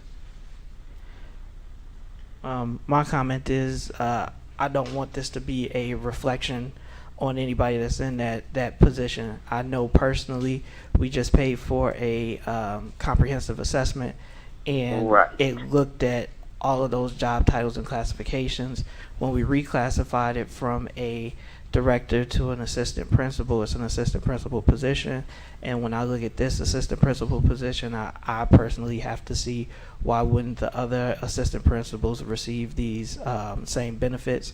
So for that reason, I will not be able to support this. Right, and Mr. President, I'm just looking. They already have the motion and the voting already done down there, and it is where we all have voted yes for this. It'll be changed when the roll is called, Ms. Hannah. If you vote no or yes. I'm voting no. Yeah. Any other questions? Yeah, I don't quite understand, Board President, if you could explain what your rationale is again. I wasn't clear on that. The study recommended looked at base pay, and it looked at compensation. Okay. We looked at assistant principal positions, and we redid that. Not all assistant Right. principals make $75,000. We do honor for time spent. These benefits, when we reclassify them, assistant principals do not currently receive these benefits. What the administration is saying in the action is that, well, these positions should have been directors. And so my point Right. is, well, if they should have been directors, why do we make them assistant principals? And if we That's don't right. make them, if we extend these benefits to these individuals, how can we justify not extending them to all assistant principals that fall into the same job category? That's right. Can I That's add, right. Can I add something to that? Incomplete, but just to give you another piece of information that may be valuable. The APs at the high school were previously called directors, and they would get benefits. The assistant principals, LeBaron, and Dr. Null, you've been involved with this, so if I misspeak, please correct me. When these new assistant principals, they restructure the high school with the new principals, Dan Hill, and I think even probably with Abe, if I'm wrong, correct it. And so now they changed that title to be assistant principals, but when they were hiring for these positions, the principals committed, am I correct, to stating that they would get the benefits, because previously when the title was director, they received the benefits. So the APs that are currently at the high school have been patient, but the principals assumed because they were directors and received benefits previously that they would receive the benefits as assistant principals at the high school. Am I correct, Dr. Null? Are these the six assistant principals that were that were brought before, and we tabled it because of the because of the study that was being done. Yes, ma'am. These are the same 6, right? Yes, ma'am. Yeah, Can I ask a question I too? can't support this. Miss if I could- Gonzalez. Oh, go Yeah, ahead. based off of Superintendent, your feedback just now, if you're going from being a director to to being an assistant principal, why wouldn't you get more? Like, I guess I'm not understanding if it's technically a promotion. Is that how we're seeing it? That we kind of worked backwards in a way. I mean, I would say, Exactly I wouldn't what say it was a Mr. demotion, Harris it's just how asked us the if titles we were that gonna they be use. able at the Sorry, high Miss school. Hannah. I got two So people talking. previously, they used directors. And Jason, do you want to come add to why we went back to assistant principals, the title assistant principal? And the conversations that that took place in the interviews with the principals. Sure. And I do believe all 6 principals are new, right, this year? I know the 3 at Some are Washington internal, are, but I'm not too, I do believe the 3 are at Brookside too. For this So, year. yeah, they're all 6 new, but they were some were internal candidates, some were external candidates. All right, so a little bit of background on the shift in the job title. Prior to this year, the high school had both directors and assistant principals, and they were doing the same job, essentially. One was getting paid a higher salary than the other, so it was feedback that we heard from the principals was that it was hard to hold the 2 categories of administrators accountable for the same things because one had a different title, one was getting better benefits, better salary, etc. So to resolve that, we decided to be consistent and create a assistant principal title for all the assistant principals, I guess, at the school. So there wasn't a disparity between a director and an assistant principal. They all had the same job title. They all had the same responsibilities when it came to evaluating teachers, when it came to doing all the different things that they do, to create that consistency, to kind of take that barrier away from the principal, if that But makes we sense. still have directors. We do not. Oh, so that's the big shift. Not at the No high directors school. at the high school. Not Yeah, at the not at the high school, correct. So, Dr. Nolly, is the salary still, as you speak, different, and you're trying to even the playing field, so to speak, because since they both got the same responsibility? Yeah, now the roles and responsibilities for all 6 are the same. The salaries, depending on, I'm not sure how Years of the different salaries were determined. That's an HR question, but so we're keeping the benefits the same as well for those 6 as well. So that was why that decision was made. It was part of our It was part of our whole high school transformation dialogue too, about how we wanted to restructure things to make them make the playing field a little more level and make the school more, I guess, structurally successful. Thank you. Yeah. Miss Wozniak. Why, when we give these people their new titles, why aren't we also laying down what benefits they're getting as well? Why is this coming up 9 months later? I think there was an assumption that, and I can't speak for the conversations that were had between the principal and the candidates, but I think there was an assumption that because they were previously directors, that some of those same benefits would carry over into the new roles, and that's, I think, where the confusion came in, was that there wasn't clarity around that. Well, why isn't that told to HR when they take the positions? Why is that up for grabs? I don't think it's not up for grabs. It's definitely, I think it was just a miscommunication between the principal and what our expectations were for the new roles, and then of course HR coming into that conversation too. So did they start complaining about this when their first paycheck was less because they're taking out health care?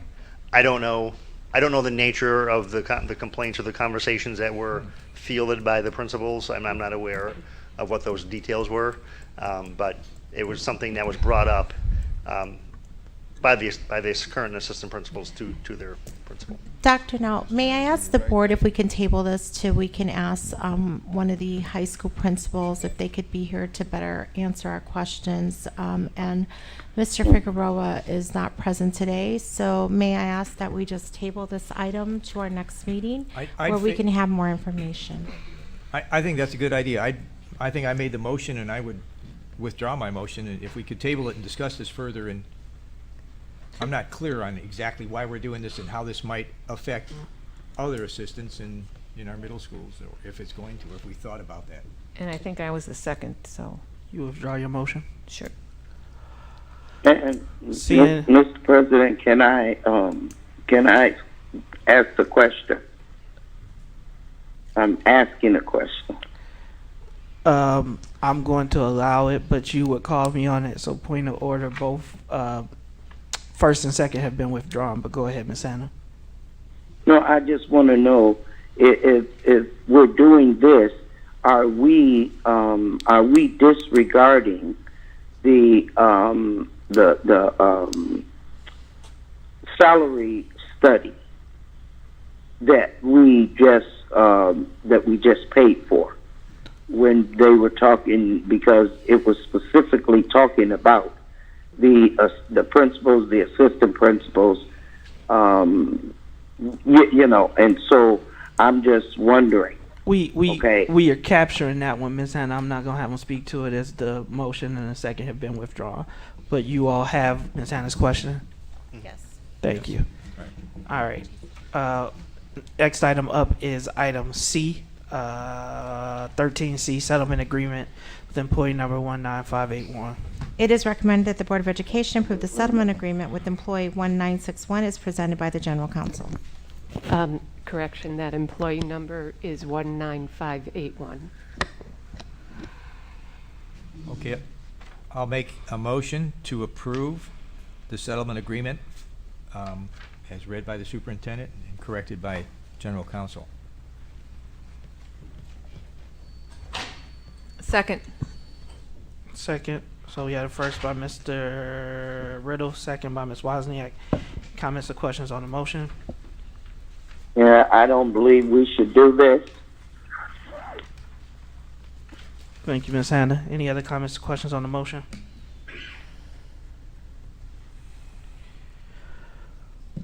Roll call vote. Mr. Riddle.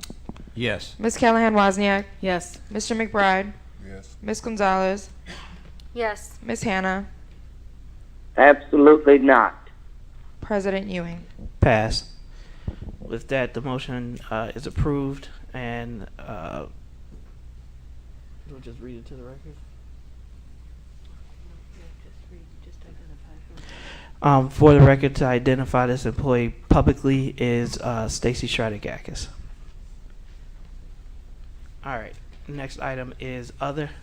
So we have item 15A, Lewis Middle School Panama trip proposal. It is the recommendation of the administration that the Board of Education authorize the superintendent or her designee to approve the Panama trip proposal presented by Lewis Middle School through Educational Tours. So we got, do we have a motion? I motion. Second. Second by Ms. Wozniak. Any comments or questions? I guess my only comment is I think it's a great trip. We only have 8 students, and it's a pretty costly trip. I just question why this particular trip was being picked for our students at Lewis Middle School versus a trip that more students might be able to go on if it was less costly, like a trip to DC or something. Right. I'd like to see more students agree. involved. Ms. Schaefer is in the building. And also, my comment is it really a good time in terms of the safety and so forth of the world events going on and stuff, for our students right now. And I agree with Mr. Riddle that more students should have this opportunity, maybe a maybe all of the middle schools can get together and plan a more inclusive trip. Hi. Good evening, everyone. So this is Miss Cano, and she's the one who set up the trip. She's one of our 8th grade dual language teachers at Lewis Middle School, and she's awesome. Thank you, Miss Cano, for being here so late at night. Ms. Cano talked to us way back in August about this trip, so it's taken us through a little bit of red tape to get here, so we apologize for the delay. But she talked with EF Tours, and we kind of want to introduce international travel again. It was something that we did at the then Jefferson Middle School many years ago. EF Tours worked with Ms. Cano to find a safe, affordable, kind of low risk first time doing it again trip, and really recommended Panama for her. It's a great trip. And we had several meetings about this way earlier in August and September. We hope this is the first trip of many every few years so that we continue to give more and more students an opportunity for international. We did not want to bite off more than we could chew, and we want to make sure that this is successful for the students who went. So any support we can give our sweet Miss Cano would be awesome. And I think we'll have a great trip, and it'll open the door for many more in the future.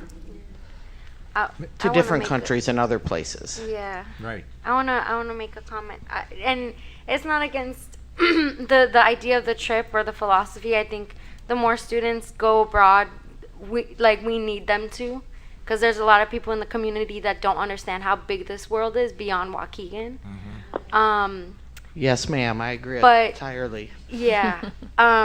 My only worry with international trips, especially at the middle school level, is that sometimes that's the very first time that our students realize that they're undocumented and that they can't travel abroad. And I know that is like an experience that a lot of students have, but in high school, when they're applying to college and they're thinking about trips, I know the high school has done some international trips too. So I just want there to be more sensitivity around that too, about who goes. Yeah, and we also want to let you know that we are taking 30 kids to Washington, D.C. as well. Oh, okay. With the other trips. So Lewis won that trip as well, and they're not the same students. So I agree. Travel for everyone. It would be a great. Yeah. I just want to say then, thank you for giving us that information, because I second what Ms. Gonzalez said. International travel is great, and you're doing this small, and I'm quite sure it's going to be an exciting experience for them, and it can open up this for other students for our district, and I thank you for letting us know as well that you're planning a DC trip with a lot more kids. So thank you so much. Thank you. All right, roll call vote. Mr. Riddle. Yes. Ms. Callahan Wozniak. Yes. Mr. McBride. Yes. Ms. Gonzalez. Yes. Ms. Hannah. I'm gonna pass on that. President Ewing. Yes, item approved, motion carries. 15B, WPS 60, ISB discipline plan. It is the recommendation of the administration that the Board of Education authorize the superintendent or her designee to approve the discipline improvement plan as presented by the administration to direct the superintendent to ensure its posting on the district website for the time required by law. I make a motion that we approve this item. Motion by Ms. Wozniak, I'll second it. second by Mr. Riddle. Any comments or questions on the motion? I did have a quick comment. It said on our information here that it has to be submitted by February 1st of 2023. Are we late in doing this? Mr. Berry? Mr. Dubois? Did I Thank say it you, right? Superintendent, Board President. Yeah, look through. We have been, Mr. Dupree and myself have been working with the state on this, and they did give us a waiver because this needed to come before the board so that you could see it. This also has to be posted on our district website for 3 years. So yes, the state, they did give us a waiver till we could get it here and get it approved for you.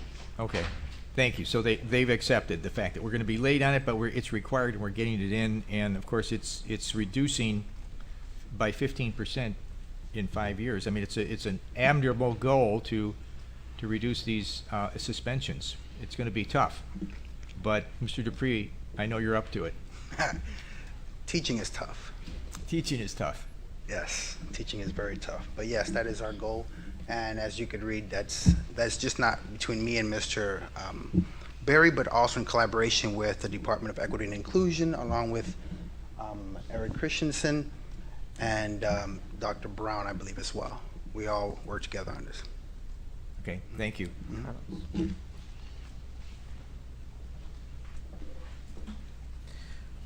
There are no further questions. Roll call vote. Mr. Riddle. Yes. Ms. Callahan-Wozniak. Yes. Mr. McBride. Ms. Gonzalez. Yes. Ms. Hannah. Yes. President Ewing. Yes, item approved, motion carries.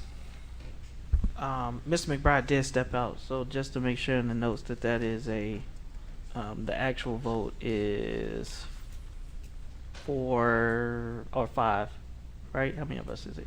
1, 2, Ms. Hannah? 5. All right. Item 15C, approval to attend IAAP Summit 2023. It is the recommendation that the Board of Education authorize superintendent to approve Jasmine Kristen to attend the International Association of Administrative Professionals IAAP Summit 2023 in Orlando, Florida on July 16th through the 19th, 2023. The expected total cost is $31.50, which includes registration, lodging, travel, and meal per diem. So moved. Motion by Ms. Wozniak, Second. second by Mr. Riddle. Any comments or questions on the Oh, motion? that was Miss Hannah. She hit first. Ms. Hannah got it first. So Ms. Wozniak with the first, second is Ms. Hannah. Any comments or questions on the motion? Yeah, I'm glad to see that. President Ewing. Yes, item approved, motion carries. We are now at item D, request to increase in our ARP ESSER 3 investment allocation for capital improvements. It is the recommendation of the administration that the Board of Education authorize the superintendent or her designee to increase the allocation of ESSER ESSER 3 grant monies from $8,852,868 to no more than $18,852,868, and an increase of $10 million to address ESSER 3 eligible capital projects needs in buildings and house students. Yeah, can we just So moved. comment questions? Oh, so moved. Roll call, sorry. Yeah. Motion by Mr. Riddle, Second. second by Ms. Wozniak. Any comments or questions on the motion? Question. Yes. Ms. Gonzalez. Just to reiterate, the ESSER 3 funds are only for our buildings that have students in them, Absolutely. Yes. right? That's correct. Yes. Okay. Any other questions? Yes, I have a question. Go ahead, Ms. Hannah. Okay, we're putting 18 million, taking 18 million of the ESSER money, and I understand that it's going to capital project needs. Okay, it's unfortunate that now you're talking about 10 million, just about 11 million, or 10.5 million dollars for a Brookside roof, and that's the that's the reasoning why we are taking ESSER money and doing that, and I don't believe a roof is going to cost that much, especially when we're not doing the total building, the total Brookside building roof. And so there's this money, hopefully it's only going to be used in the Title I buildings, and not for anything at 214 Washington Street. Mr. Riddle, and then Ms. Polk can speak to your questions, Ms. Hannah. Right. Go ahead, Mr. Riddle. I'm not sure if all of our board members saw the today we had another information thing on that roof and the project for Brookside. And the consultant is now saying that it's not just 70%, but it's almost 90% of the building that needs a new roof at Brookside. And not only the roof, but also the masonry on top that projects above the roof in places needs to be looked at, and some of the windows as well below the roof. So the project is bigger than we initially thought. So yes, and it's something that can't wait. We've put it off for many years. So that's that. Anyway, that was the information that was sent to some of the board, or to all of the board. I don't know if Ms. Hannah saw that yet, but I just wanted to bring that Well, up. I also asked about the that antenna that was up there on the roof. Go ahead, Ms. Polk. Yes, board president, board members, community members, colleagues. The board agenda item that was presented to you tonight gave an example of the roof of the $10.5 million. But we asked the board to increase it to the $18 million for buildings, Title I buildings, because all of our schools are Title I eligible, but buildings that house students, but not necessarily just earmarked for the roof. But we put that as one prime example that is being discussed by the Capital Development Committee as an option. Not 214 Washington. Not 214 Washington, because it doesn't house students. Yeah, we need to put that on a poster. And I think to be 100% honest, right? We are going through the strategic budget process, and that's that word that we used is we talked about priorities. We have over 100 million projects that need to be done in capital improvement, and if I'm not mistaken, that doesn't include 214, Ms. Polk. Not for Not in capital. that No. 10-year capital improvement. No. And so when we go through the strategic budgeting process, which again, Mr. Riddle is not mistaken, is every year for the last 3 years that we've had the capital improvement committee, we look at the roof and we look at the cost. And then we look at all of the other projects that we need to get accomplished. And so we go, do we spend $10 million on a roof, or do we spend $1 million here, $2 million there, $3 million there, $4 million there? And then we Absolutely. prioritize so that we can complete more projects. Absolutely. There is no, again, I get that the building is controversial. I get that people don't believe there's some in the community that we should, or the board should have purchased it. That is different than saying that the board is intentionally trying to move funds in order to pay for it. All of the money is coming out from a pot. The money is coming from the district. When we start to decide what fund it is, it's going to come from a district fund. So if we need to put pen to paper to say this is the fund that it will be coming from in order to if it's prioritized. I mean, at the end of the day, the board will have the final say as to if it's prioritized during the strategic budgeting process. I think we've invested a lot of time, money, effort, and energy in order to see it happen, but we're still trying to get approvals from the city. We're still trying to secure grants through the state. There are a lot of moving pieces with this project. What we are doing is moving funds so that we can achieve improvements to buildings, which we've heard from our own student board member is needed. And so every time we talk about spending money on schools, it becomes, it's hard because it's like, you know, whatever. I'm not going to speak to that. But this money is being moved in order to make sure that we can afford these big ticket items that we have been putting off. We need to retire mobiles. We need to repave parking lots. We need to increase HVAC and heating issues at the buildings, in addition to the stuff that breaks that is not accounted for with water mains, etc. So I think, and Ms. Polk, I don't want to put words in your mouth, but also we know that these are ESSER 3 eligible expenditures. So as we talked about before, we're shifting this money that we would otherwise spend from somewhere else. That money is still available. It's not disappearing. Thank you. Thank you, Ms. Polk. Right.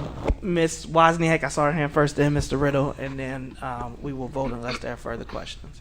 When we brought Ms. Wozniak?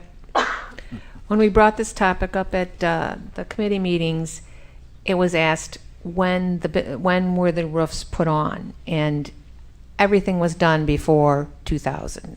I think some in 89, some in 98.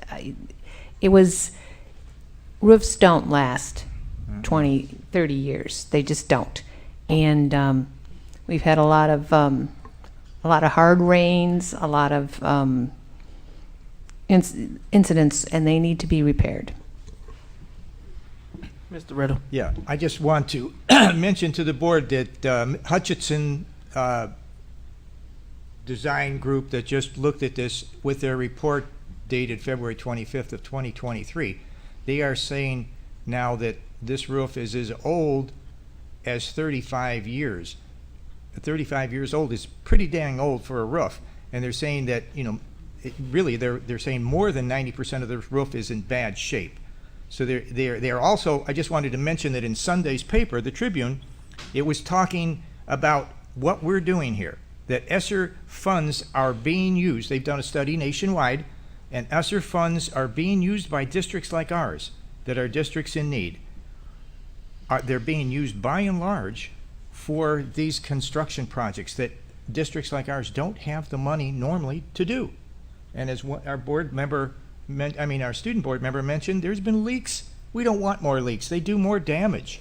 So roofs are something you can't put off, and this roof hasn't been replaced for a long time. According to this, the man that just looked at it, 35 years is past the length of a roof. And he also mentions that roofs now, the roof that they're going to put on with new insulation in places and a new roof that's going to be guaranteed for 35 years. This roof that we currently have was only guaranteed for 10 years, he said. So we've patched it in places and places. So now they have better quality roofs. But I just wanted to bring to the public's attention that we're not doing something, according to the article that was in Sunday's Trib, we're not doing something that's out of the ordinary for districts like ours. We're using ESSER funds for construction projects that we've put off for too many years that just can't wait. Absolutely. Mr. Moulton shared an article just recently with us that says the same thing. And when we presented this initially to the board some years ago, we pointed out that districts across the country was using the money for capital improvement, but it was the board's decision at that time to limit it. Right. Thank you, Ms. Pope. Mr. McBride. Well, I'm just thankful that we got the money to put the roof on. I can recall like that, and I think it was it was some company. I'm not sure, was it T-Mobile or Verizon? What Ms. Hannah is speaking about, the antenna up there.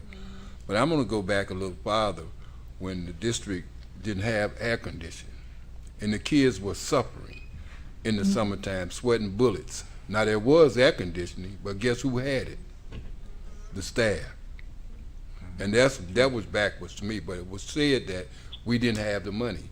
But now, I don't know where mysteriously money done came from somewhere. We got air conditioning. But back to the roof. I had to do some soul searching too in our last conversation, because we spent 2 or 3 hours worrying about the idea because it cost us $10 million.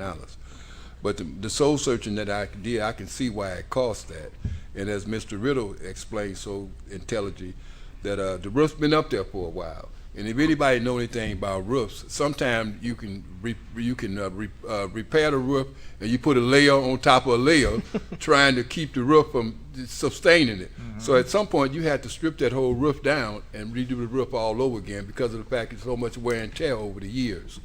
And I think a lot of stuff was missing in terms of that Ms. LeBaron didn't explain. There's architectural fees. Again, the cost of materials, then again, the code enforcers got to come in and look at it. So it's a lot goes into that. So when I looked at it and I thought about it, and I looked at I made a comparison because me being on the township board, we just put a roof on our highway department. It was almost the same. Thank you. Thank you, Ms. Hannah. Yeah, I'm just we did this. Did we take this out for bid? This is just an estimate. This is not bid out yet. We don't have a board. This is just moving Or, those money. or are we just allocating the money? We're allocating Yeah, money. we're Yeah. shifting the money. Allocating money. It's not for bid. Yes, Ms. Hannah, that's correct. We're just doing allocations. We haven't issued the project for bid, awarded contracts, et cetera, as of yet. Okay, and I'm going to ask that that you research what type of roof was put on the AOEC building, because that's supposed to be a 30, 40 year a roof that was put on over there.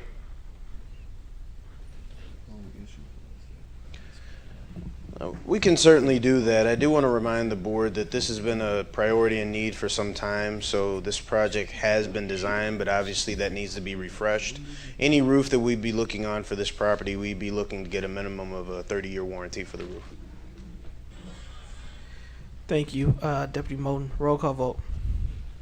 Mr. Riddle. Yes. Ms. Callahan Wozniak. Yes. Mr. McBride. Yes. Ms. Gonzalez. Yes. Ms. Hannah.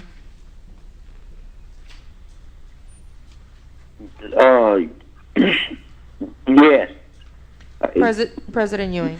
Yes, item approved, motion carries. Item 16A, ratification of the second processing of February 2023 board bills, manual check request payments, and Old National Bank insurance payments for the period of February 8th, 2023 through February 21st, 2023.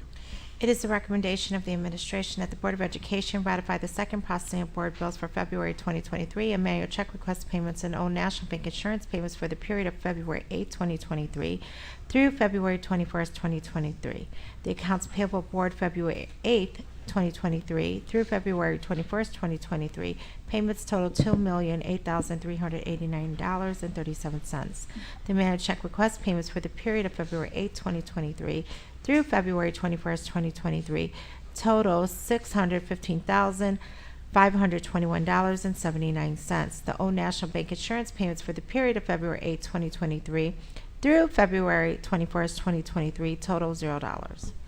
Mr. Riddle, I make a motion that we approve this item as the recommended action is read by the superintendent. Motion Second. by Mr. Riddle, second by Ms. Wozniak. Any comments or questions on the motion? Roll call vote. Mr. Riddle. Yes. Ms. Callahan Wozniak. Yes. Mr. McBride. Yes. Ms. Gonzalez. Yes. Ms. Hannah. Yes. President Ewing. Yes, item approved, motion carries. We are now at committee reports. Are there any committee reports? I know we held them last time. Well, there's policies I'd rather talk about that came out of the committees. They're listed here that you will speak to when we get to those items. 6025, and we have a equity advisory council meeting tomorrow. And we also have a policy meeting relating, and this is conversations around zero tolerance, what that means for District 60. There's been 2 meetings, and we have another one tomorrow. There have been productive conversations, and I look forward to providing a report. We have delegates report. Ms. Hannah, do you have a delegates report at this time? Not at this time. Thank we you. have a Lakes Division meeting in 2 weeks, right? Mm-hmm. Yes. And the board received that information for, and we do hope, if possible, to have 100% attendance. That's next week. Oh, next week, sorry. Next Wednesday? Yeah, and I'm out of town. Superintendent's report. At this time, I'd like to ask Dr. Null and Mr. Cicerelli to come up.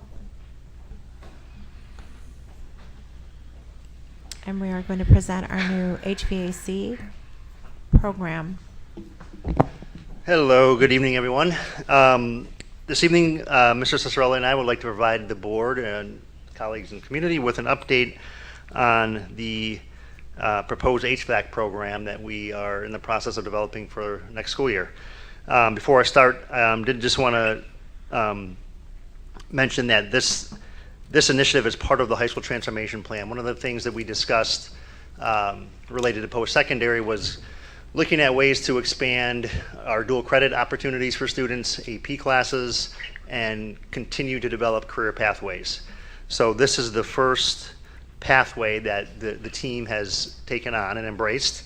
Mr. Ewan, you just made a comment a little bit ago about HVAC problems in our building, so hopefully we have some future students here that we can hire to do some of that work. So we're going to give you an update. Our new CTE coordinator, Mr. Mike Cicerelli, will be taking the lead of the presentation. He's been in his role since November. He's done an amazing job in the 2 or 3 months he's been in the role. We had a little bit of transition there, so there was a little bit of gaps that had to be filled, and he's really stepped in nicely. Also wanted to give kudos to Deputy Moten and his team. This has been a collaborative effort between his division, Johnson Controls, and others in the district as well. So at this point, I will turn it over to Mr. Cicerelli. Thank you. Hi, good evening, Board, Superintendent. Just wanted to give a few updates, as Dr. Nault mentioned, about the program. There's some great things that are happening. Want to give a quick description on the course. We've been working with Curriculum Council as well. This is a hands-on program that is going to teach students how to basically work on furnaces, air conditioning, and refrigeration systems at both building and home levels. They're going to be able to troubleshoot electrical and control panels. The goal is to be a 2-year program. Obviously, starting for a first year, it will be a pilot program. And then once students, if they're sophomores or juniors, then we could take it for their second year and come out with more certifications. But even just having taken it 1 year isn't a deficit. They still come out with certifications in employment and college career opportunities too. No prerequisites and grades 10 through 12. The 2 big pieces that we always continue to talk about that are important, the career readiness and the college readiness. For the career portion, students can leave our program and immediately enter the workforce. Again, they're coming out with true certifications in HVAC that are nationally recognized. For college readiness, they can go to CLC and their additional certificates. They can also get their associates in applied sciences. So we would have best prepared students to go to CLC and to come out and to have these degrees and certifications where others may not. So those pieces. We did go, it'll be on a future slide, but we did go to CLC to meet with their HVAC instructors and see their labs. It was very exciting. Jen Rice, Dela Sanchez, and I went out there. Some of the students who came out of CLC's programs have worked with some prominent companies like Abbott, our local union, which is huge, Midwest Mechanical Group, and Reedy Industries.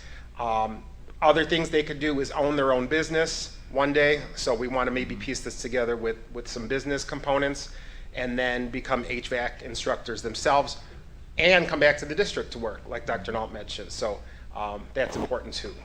So the next part, just a quick review for the career cluster. It's under architecture and construction, and the pathway is engineering. Regionally, our salary for a mid-range HVAC employee is $55,000 to $78,000. So it is a good living for not having to take the expense out of a full bachelor's degree and still paying loans, as I know how that goes personally. On the job training, the young people continue to learn on the job and can gather additional certificates as well. Job outlook, it is growing. So this is from the Occupational Outlook Handbook.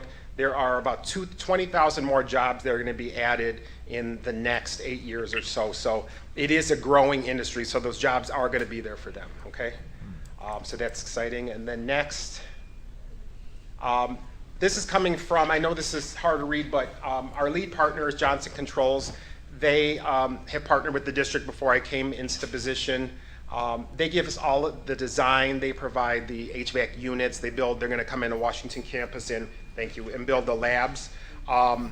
They continue to collaborate with the district, so it's not like one and done.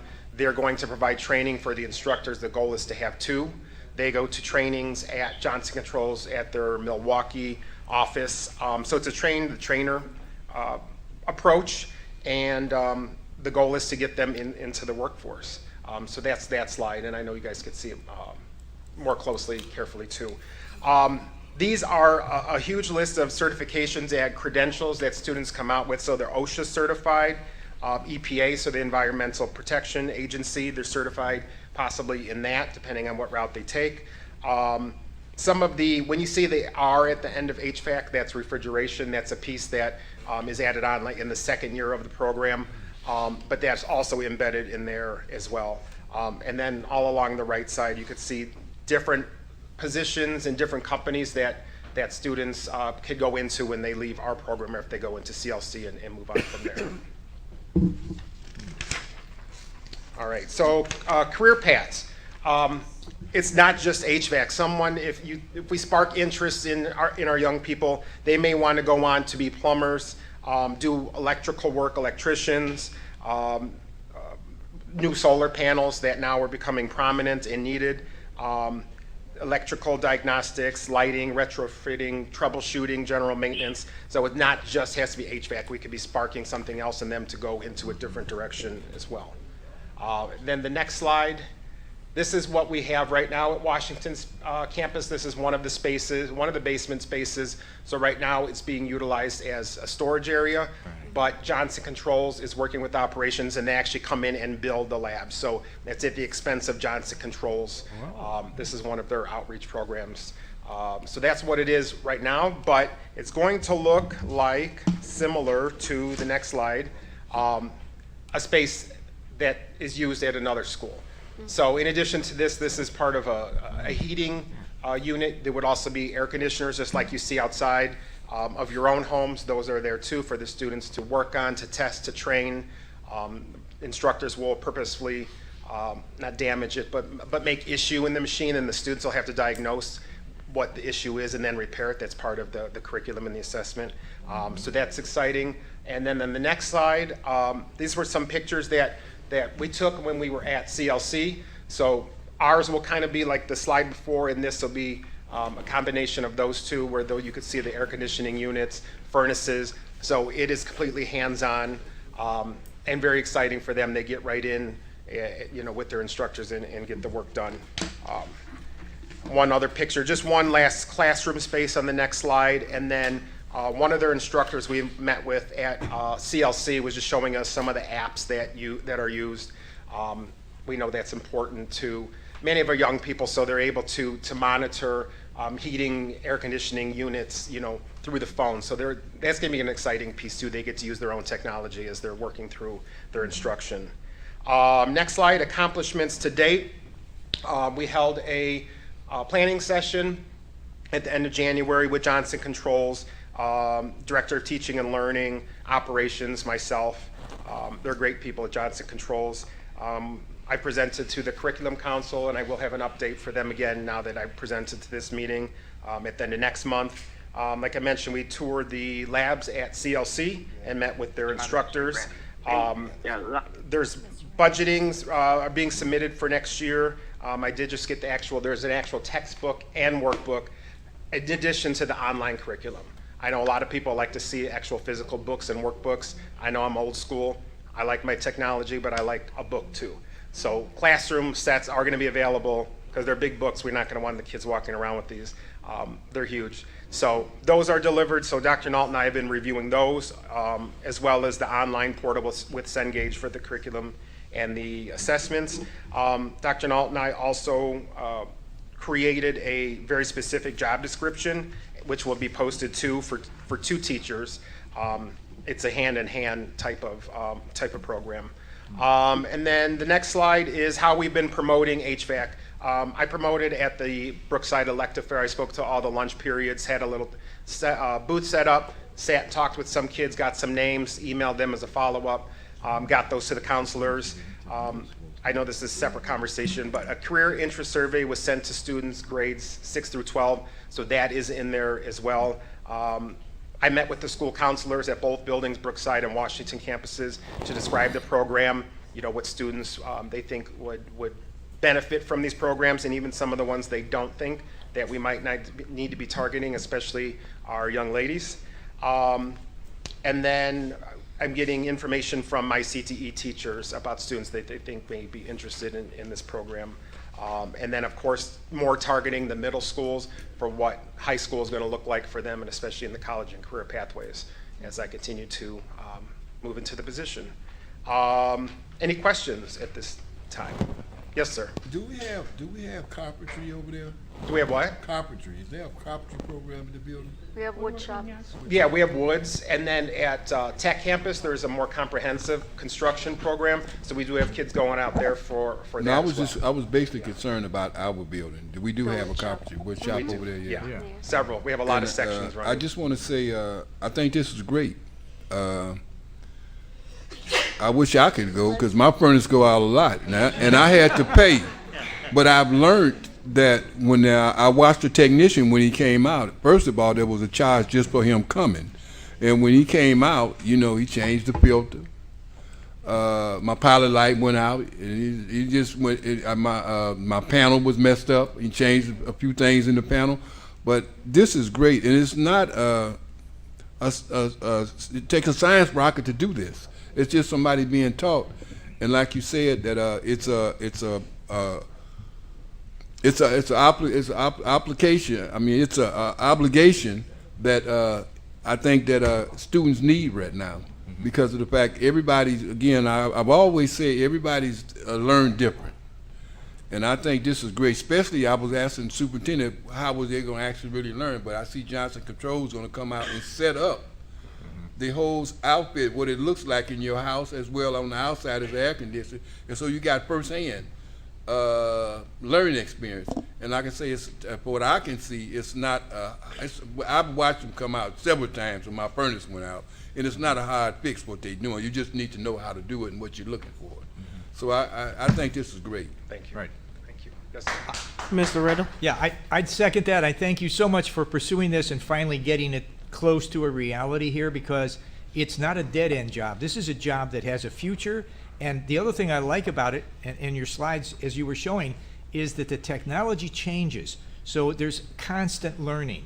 My brother was involved in, this type of kind of work, and he constantly continued to pursue, learning more and more about it. You can get into the, the Green Technology Center. I mean, we all need heat, we all need air conditioning. So it's going to continue to evolve, and it keeps a person alive that wants to do this. And there's lots of things they can do: build their own company, go to work for a big company.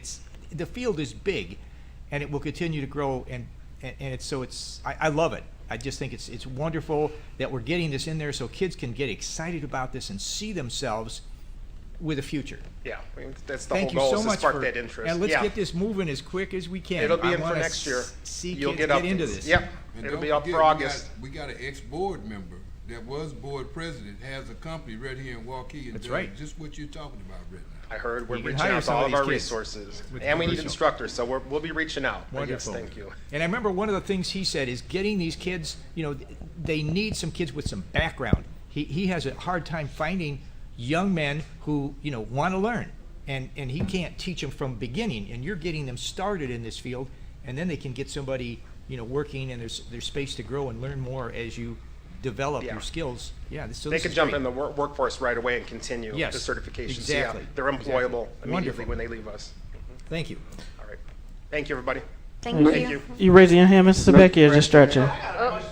So we typically don't. I know. My question is, and I'm excited for this program. This is what we need to be bring to our schools. Now, is it just going to be taught with natural gas or with propane too? Because there's a big difference between HVAC with propane and natural gas, or natural gas and propane. There's different conversion kits and everything else. And in our area, propane is used a lot, and that's what my question is that going to be integrated into it? Because, like I said, in this area, that there's a big difference between the two. I haven't really dug into the curriculum enough, but I can't get that. You're right, absolutely. There are Thank totally you.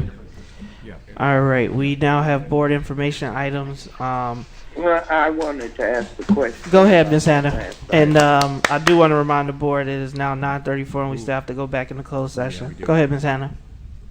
Yeah, I just wanted to know, is there any kind of discussion regarding our home economics?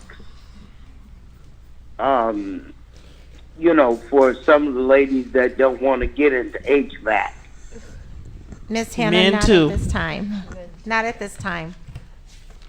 What I do with Miss Hannah, and when she says home ec, I don't want to put words in her mouth. So she does want us to bring back a home economics course, but I also think there are other certifications, entrepreneurship opportunities, as well as again, we talk about culturally competent instruction and pedagogy, and so if we have students that are interested in working with their hands, there are certain schools in which I know right now we have a student that makes a very decent amount as a barber, right? Are we offering barber classes? Are we doing different things like that in order to be creative? Are we offering braiding classes and courses? And hospitality and those type things.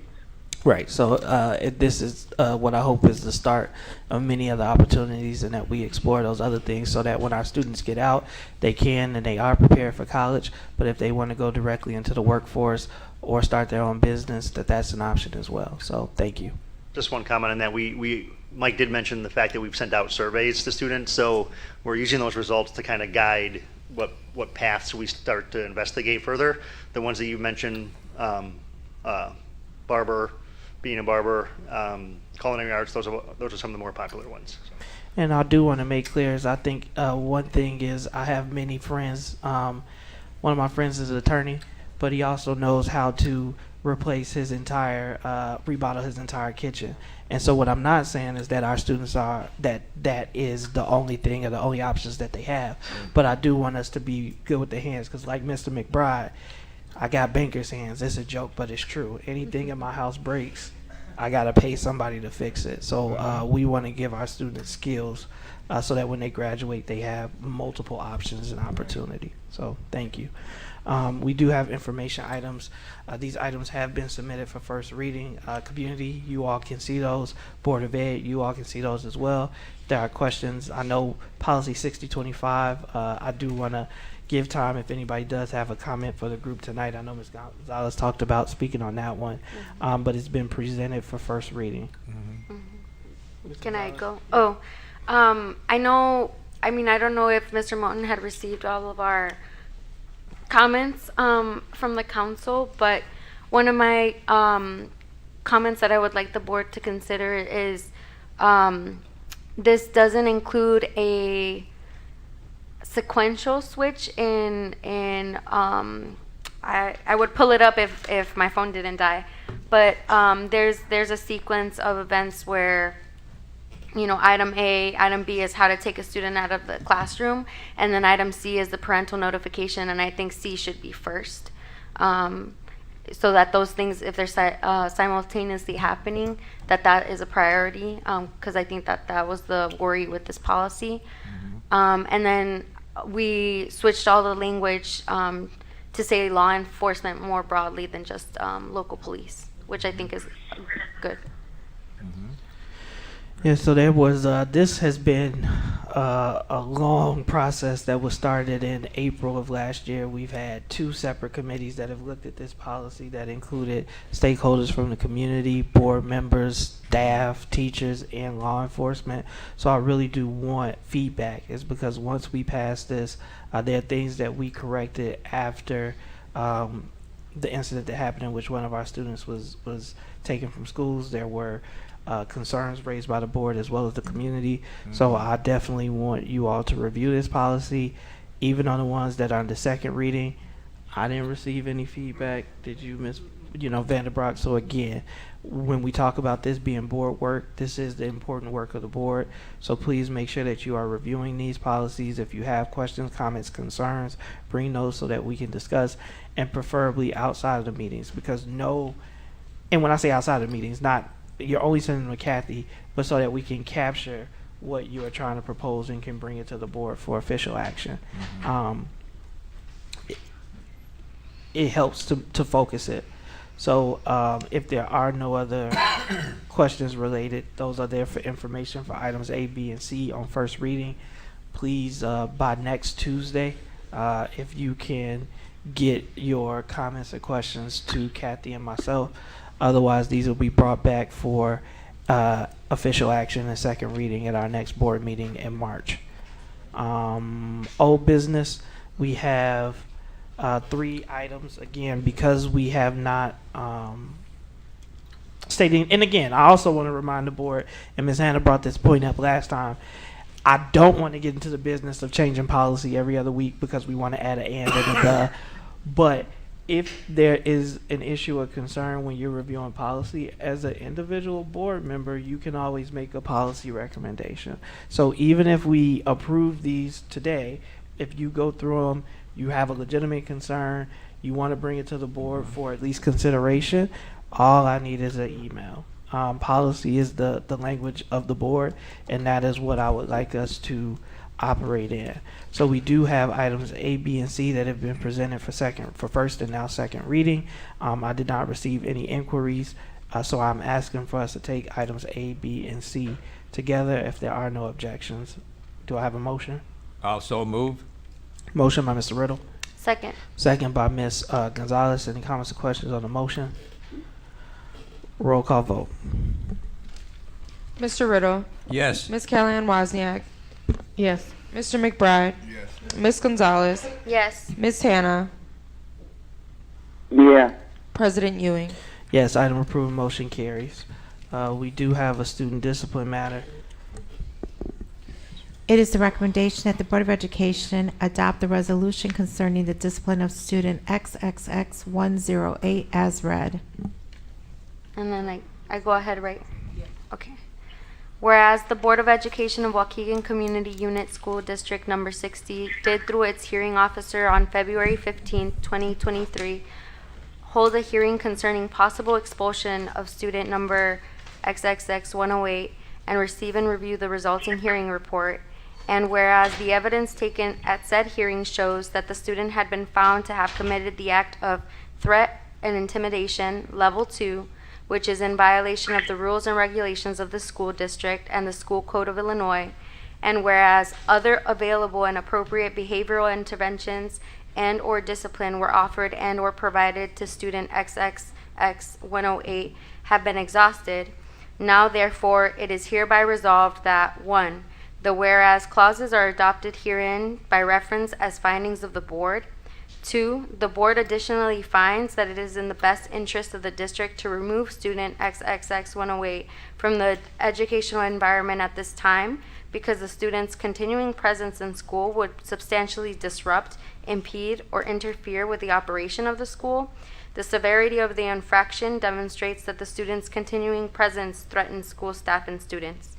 3, student number XXX 108 is expelled, held in abeyance, effective February 28, 2023, from attendance at said Community Unit School District Number 60, Waukegan Public Schools, for the remainder of the 2022-2023 school year, with opportunity to reinstate at the end of the school year 2022-2023, based on successful completion of an alternative placement with Regional Office of Education and continued counseling supports, the duration being warranted on the basis of the severity of the act of threat and intimidation level 2. 4, student number, I'm just going to say 108, additionally is prohibited from being on school grounds or district property or participating in or attending school activities for the duration or the period of expulsion, absent specific written permission of the building principal where the event or activity is to take place, for good cause as determined by the principal in consultation with the Director of Student Outreach or his or her designee. 5, the expulsion will be stayed to permit the assignment of student 108 to an alternative placement with attendance, academic, and behavioral conditions as recommended by the administration, provided student 108 is accepted by the alternative placement. Do we have a motion? So moved. Second. So we got a motion by Ms. Wozniak, second by Ms. Gonzalez. Comments on the motion? Questions? I have, Yeah, I got a comment. Go ahead, Ms. Anna. I think that this is not beneficial to that student. The student has been traumatized already from the beginning, and we're going to traumatize him more. And I say, and my experience working with adolescent children, that they do say things that they don't mean, and just because they don't know how to answer adults that they don't know and or don't trust, they automatically get labeled as uncaring, unremorseful, and they just don't know how to answer. And for us to do this to a sixth grader is totally uncalled for, and in many ways it is criminalizing a child that doesn't even have a full brain development capacity in understanding what the consequences are for just saying something off the cuff, because he's been being beat up and bullied. Thank you, Ms. Hannah. I just have a brief comment. Is no expulsion is easy. What I do think, and we've heard it continually from, I mean, we heard it tonight, and this is what I will say is, I won't use a profanity, but you're darned if you do, darned if you don't. There's certain behavior in which, in District 60, where we are saying that this can't be tolerated. We believe in restorative justice practices, at least I do. And so one of the things is that based or because of the student's age and consideration, is that this is only an expulsion through the end of the year. The other thing that is beneficial is it is an expulsion in abeyance. And so if the student participates, goes to school, they will be allowed to return, and this would be removed from their record.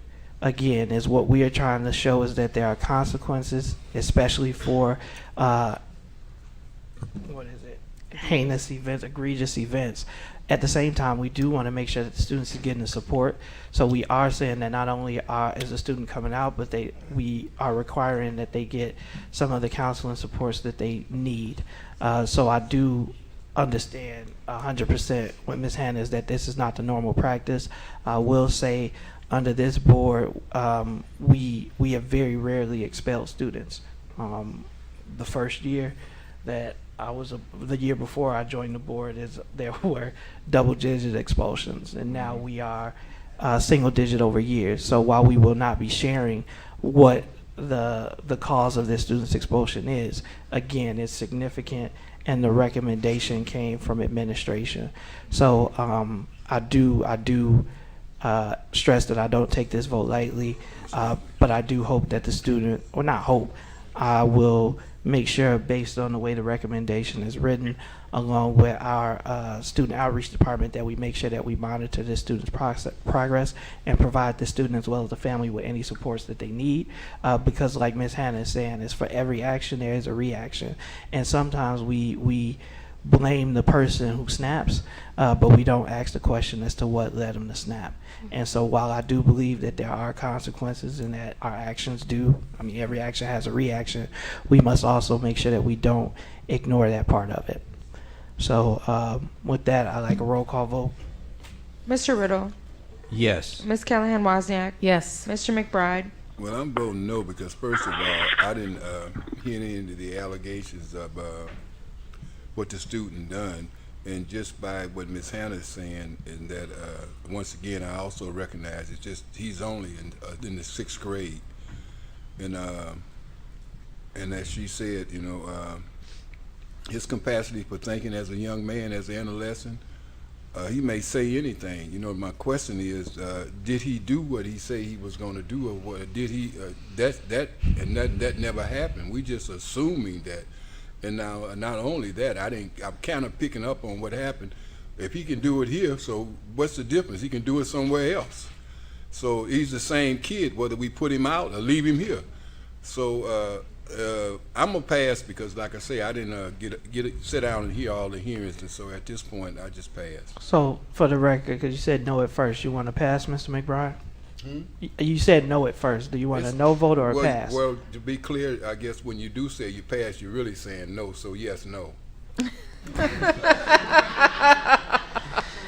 Thank you, Mr. McBride. So it'll be recorded as a no. Ms. Gon- Go ahead, Ms. Ms. Gonzalez. Yes. Ms. Hannah. Absolutely not. President Ewing. Yes, item approved, motion carries. President Ewing, may I ask just a very quick question? Now, I didn't actually know school districts can actually expel students. This is just new information to me. I thought that was just what they did in the movies. So, it comes down to me as a surprise, honestly. No, understood. But if anybody can answer this question, I feel like Superintendent Placencia can. I have three little quick questions. First one, has every single way of mean have been used with this student before this vote? So the principal No. They could have did a reprimand with the child. Oh, and we typically, and Mr. Hinojosa, we can't, because it's a student matter, like, we wouldn't want to describe, no, but I do want to answer this question as far as what the recommendations are. So there are certain, if you look at your student discipline handbook, that big thick book that you and your parents sign, there are certain infractions which should be automatic expulsions. There are multiple things that a board can consider. None. Ms. Hannah was talking about one, which is a board reprimand. You can do suspensions, typically up to 10 days. You can do school reassignments. There's a lot that a board can do. And there's also a process. So before the board acts to expel a student, the student has an opportunity to appeal that expulsion. And they go before a hearing officer, and the hearing officer hears the student's side. They look at the incident, they hear the administration side, and then they make a recommendation to the Board of Education. The board can always accept the recommendation, deny the recommendation, or amend the recommendation. And so in the vote that we just took, the board is voting to uphold the recommendation with, there was one change, which was the request that the student receive mental health supports even while they are outplaced at Regional Office of Education. Mm-hmm. Can I say something as well while Go we're ahead. on the topic? And just for clarity, Victor, like it's already been said by Board President Ewing that our goal is not to kick students out. When it comes to certain situations where it becomes not only dangerous to the student themselves, but also the people around them, we're tasked with a very difficult responsibility, right, of making sure that we're protecting the staff, the other students, everyone in our school community. And sometimes those aren't easy decisions. But I also want to reiterate to the community that this decision doesn't mean that life stops for this student. We don't want life to stop for this student. They just need to be in a different environment where they're not with the same people that are traumatizing them. And that's why we're taking this decision. Brandon, can I say something to Victor too? Been on the board for a while. I've seen a lot of incidents. If I wouldn't let the garbage can on fire, could I possibly burn the building down? Would you expel me?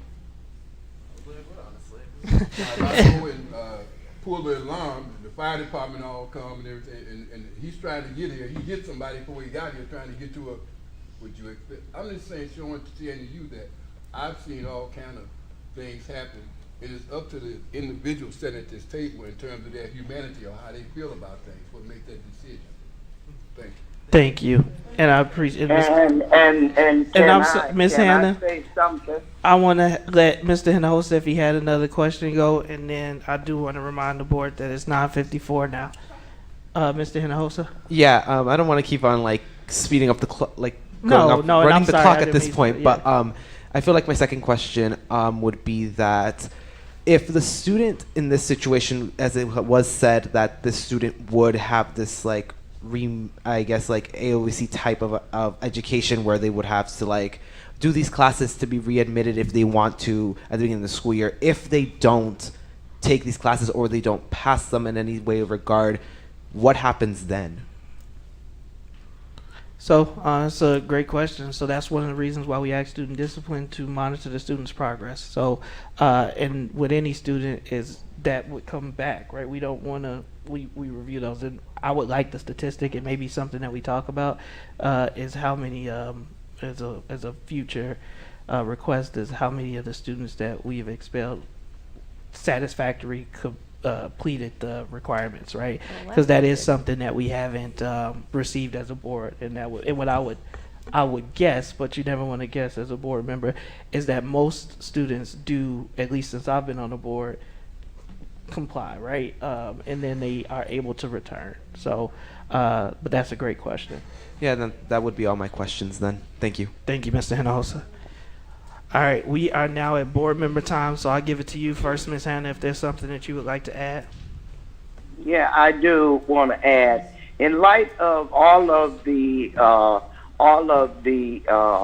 physical and violence that's going on in the schools, in the high schools and stuff, and things that are much more egregious than this little sixth grade youngster did.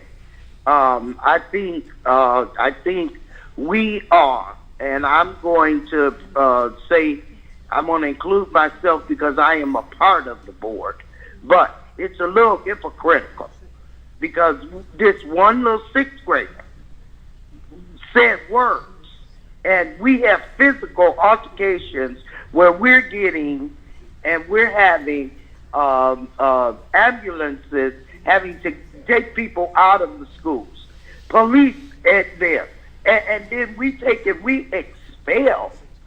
I don't care for how long. We traumatize a sixth grade child, okay, and then make up stuff about how that it disrupted the community and all of that stuff. And you know, I mean, come on. The fight between the two staff members at the high school, that disrupted stuff. And I understand that they're gone, but it still disrupted stuff. It traumatized people for real because they saw it for real. And then we're going to do this to a child. It's criminal.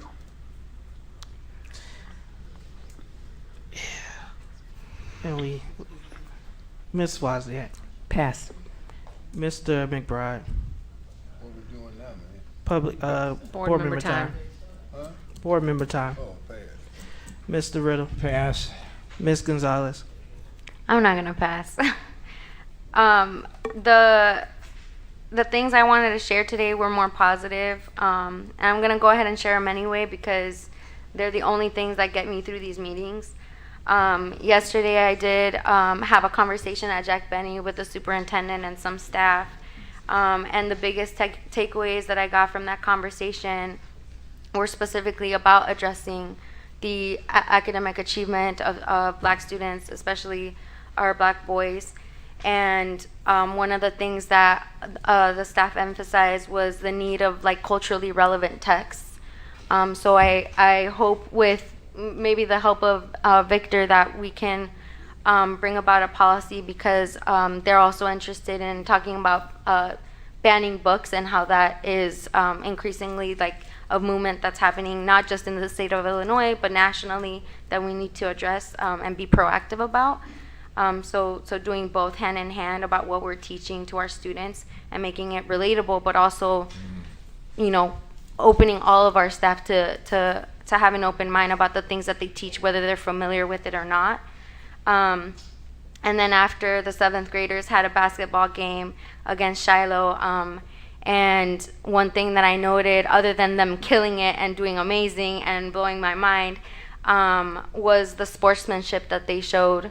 Some of the bigger students, you know, taller, huskier students, they actually ended up pushing a Shiloh student across the gym. Well, both of them got kind of like with the momentum of chasing the ball, skid across the gym, and they didn't even hesitate picking the other student up and patting them on the back, and just like overall, you know, although there was frustration throughout the game, making sure that everything was cool and they kept level-headed.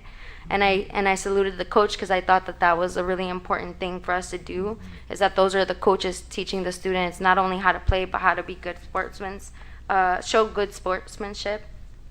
And then just announcements, the EAC meeting is going to happen tomorrow. I'm sure we're going to have a couple other policies to review. And then next week, we're going to have a PTAG meeting to update pieces of the handbook that we've been talking about. Thank you, Ms. Gonzalez. I'll be brief because I have board president's report, but I do want to just respond, right? I think when we talk about some of the things that we hear from our students, or in public comment, there have been a lot of incidents where we keep talking about the way students treat staff, but also the way staff treat students. I want to be completely empathetic to both sides, but we do have to have a real conversation about what respect looks like and how that's a two-way street. And so I 100% think that we want to and make sure that we are, we use the accountability word, but holding each other accountable to even how we address each other as board members, how we address each other board to community, community to board, administration to community, administration to board. I always talk about modeling. Last week I did get frustrated, and I will stand by why I got frustrated, but I also continue to say is, while I may be a young guy, I've been working in this district for 15 years. I have a track record of success that other people in and outside of this community do see. And so if there are people who doubt my motives, have a conversation with me. Let me know where you stand. I'm always willing to talk, and I've been willing to work with anybody, but there's an urgency that needs to happen. And when I see the amount of hours that this board and community members put in trying to address these issues, we have to figure out a better, more effective way to communicate to one another. Is because our students are watching, they see our behavior, and the cycle continues. So I do appreciate all the comments. I can tell you that there were very real things that were brought up and things that need to be addressed. So it'll be up to this board to have a conversation about how we respond to the concerns of some in the community. But I also want to remember is that I can't speak for anybody else, but I sleep very well at night knowing that I give 110% for our students. So I will, with that, like a motion to go into closed session and under exception C1 as well, which is personnel matters, and 11 threatened or actual litigation, and 21 approval of previous closed session minutes. Do we have a motion? So moved.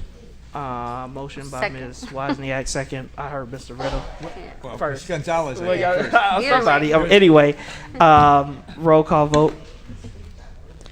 Mr. Riddle, Yes. Ms. Callahan Wozniak, Yes. Mr. McBride, Ms. Gonzalez, Yes. Ms. Hannah, Yes. President Ewing. Yes, if I know we may need a restroom break, but I would like to finish up quickly. So, board, if you take the next 5 or so minutes, and then if we can meet downstairs.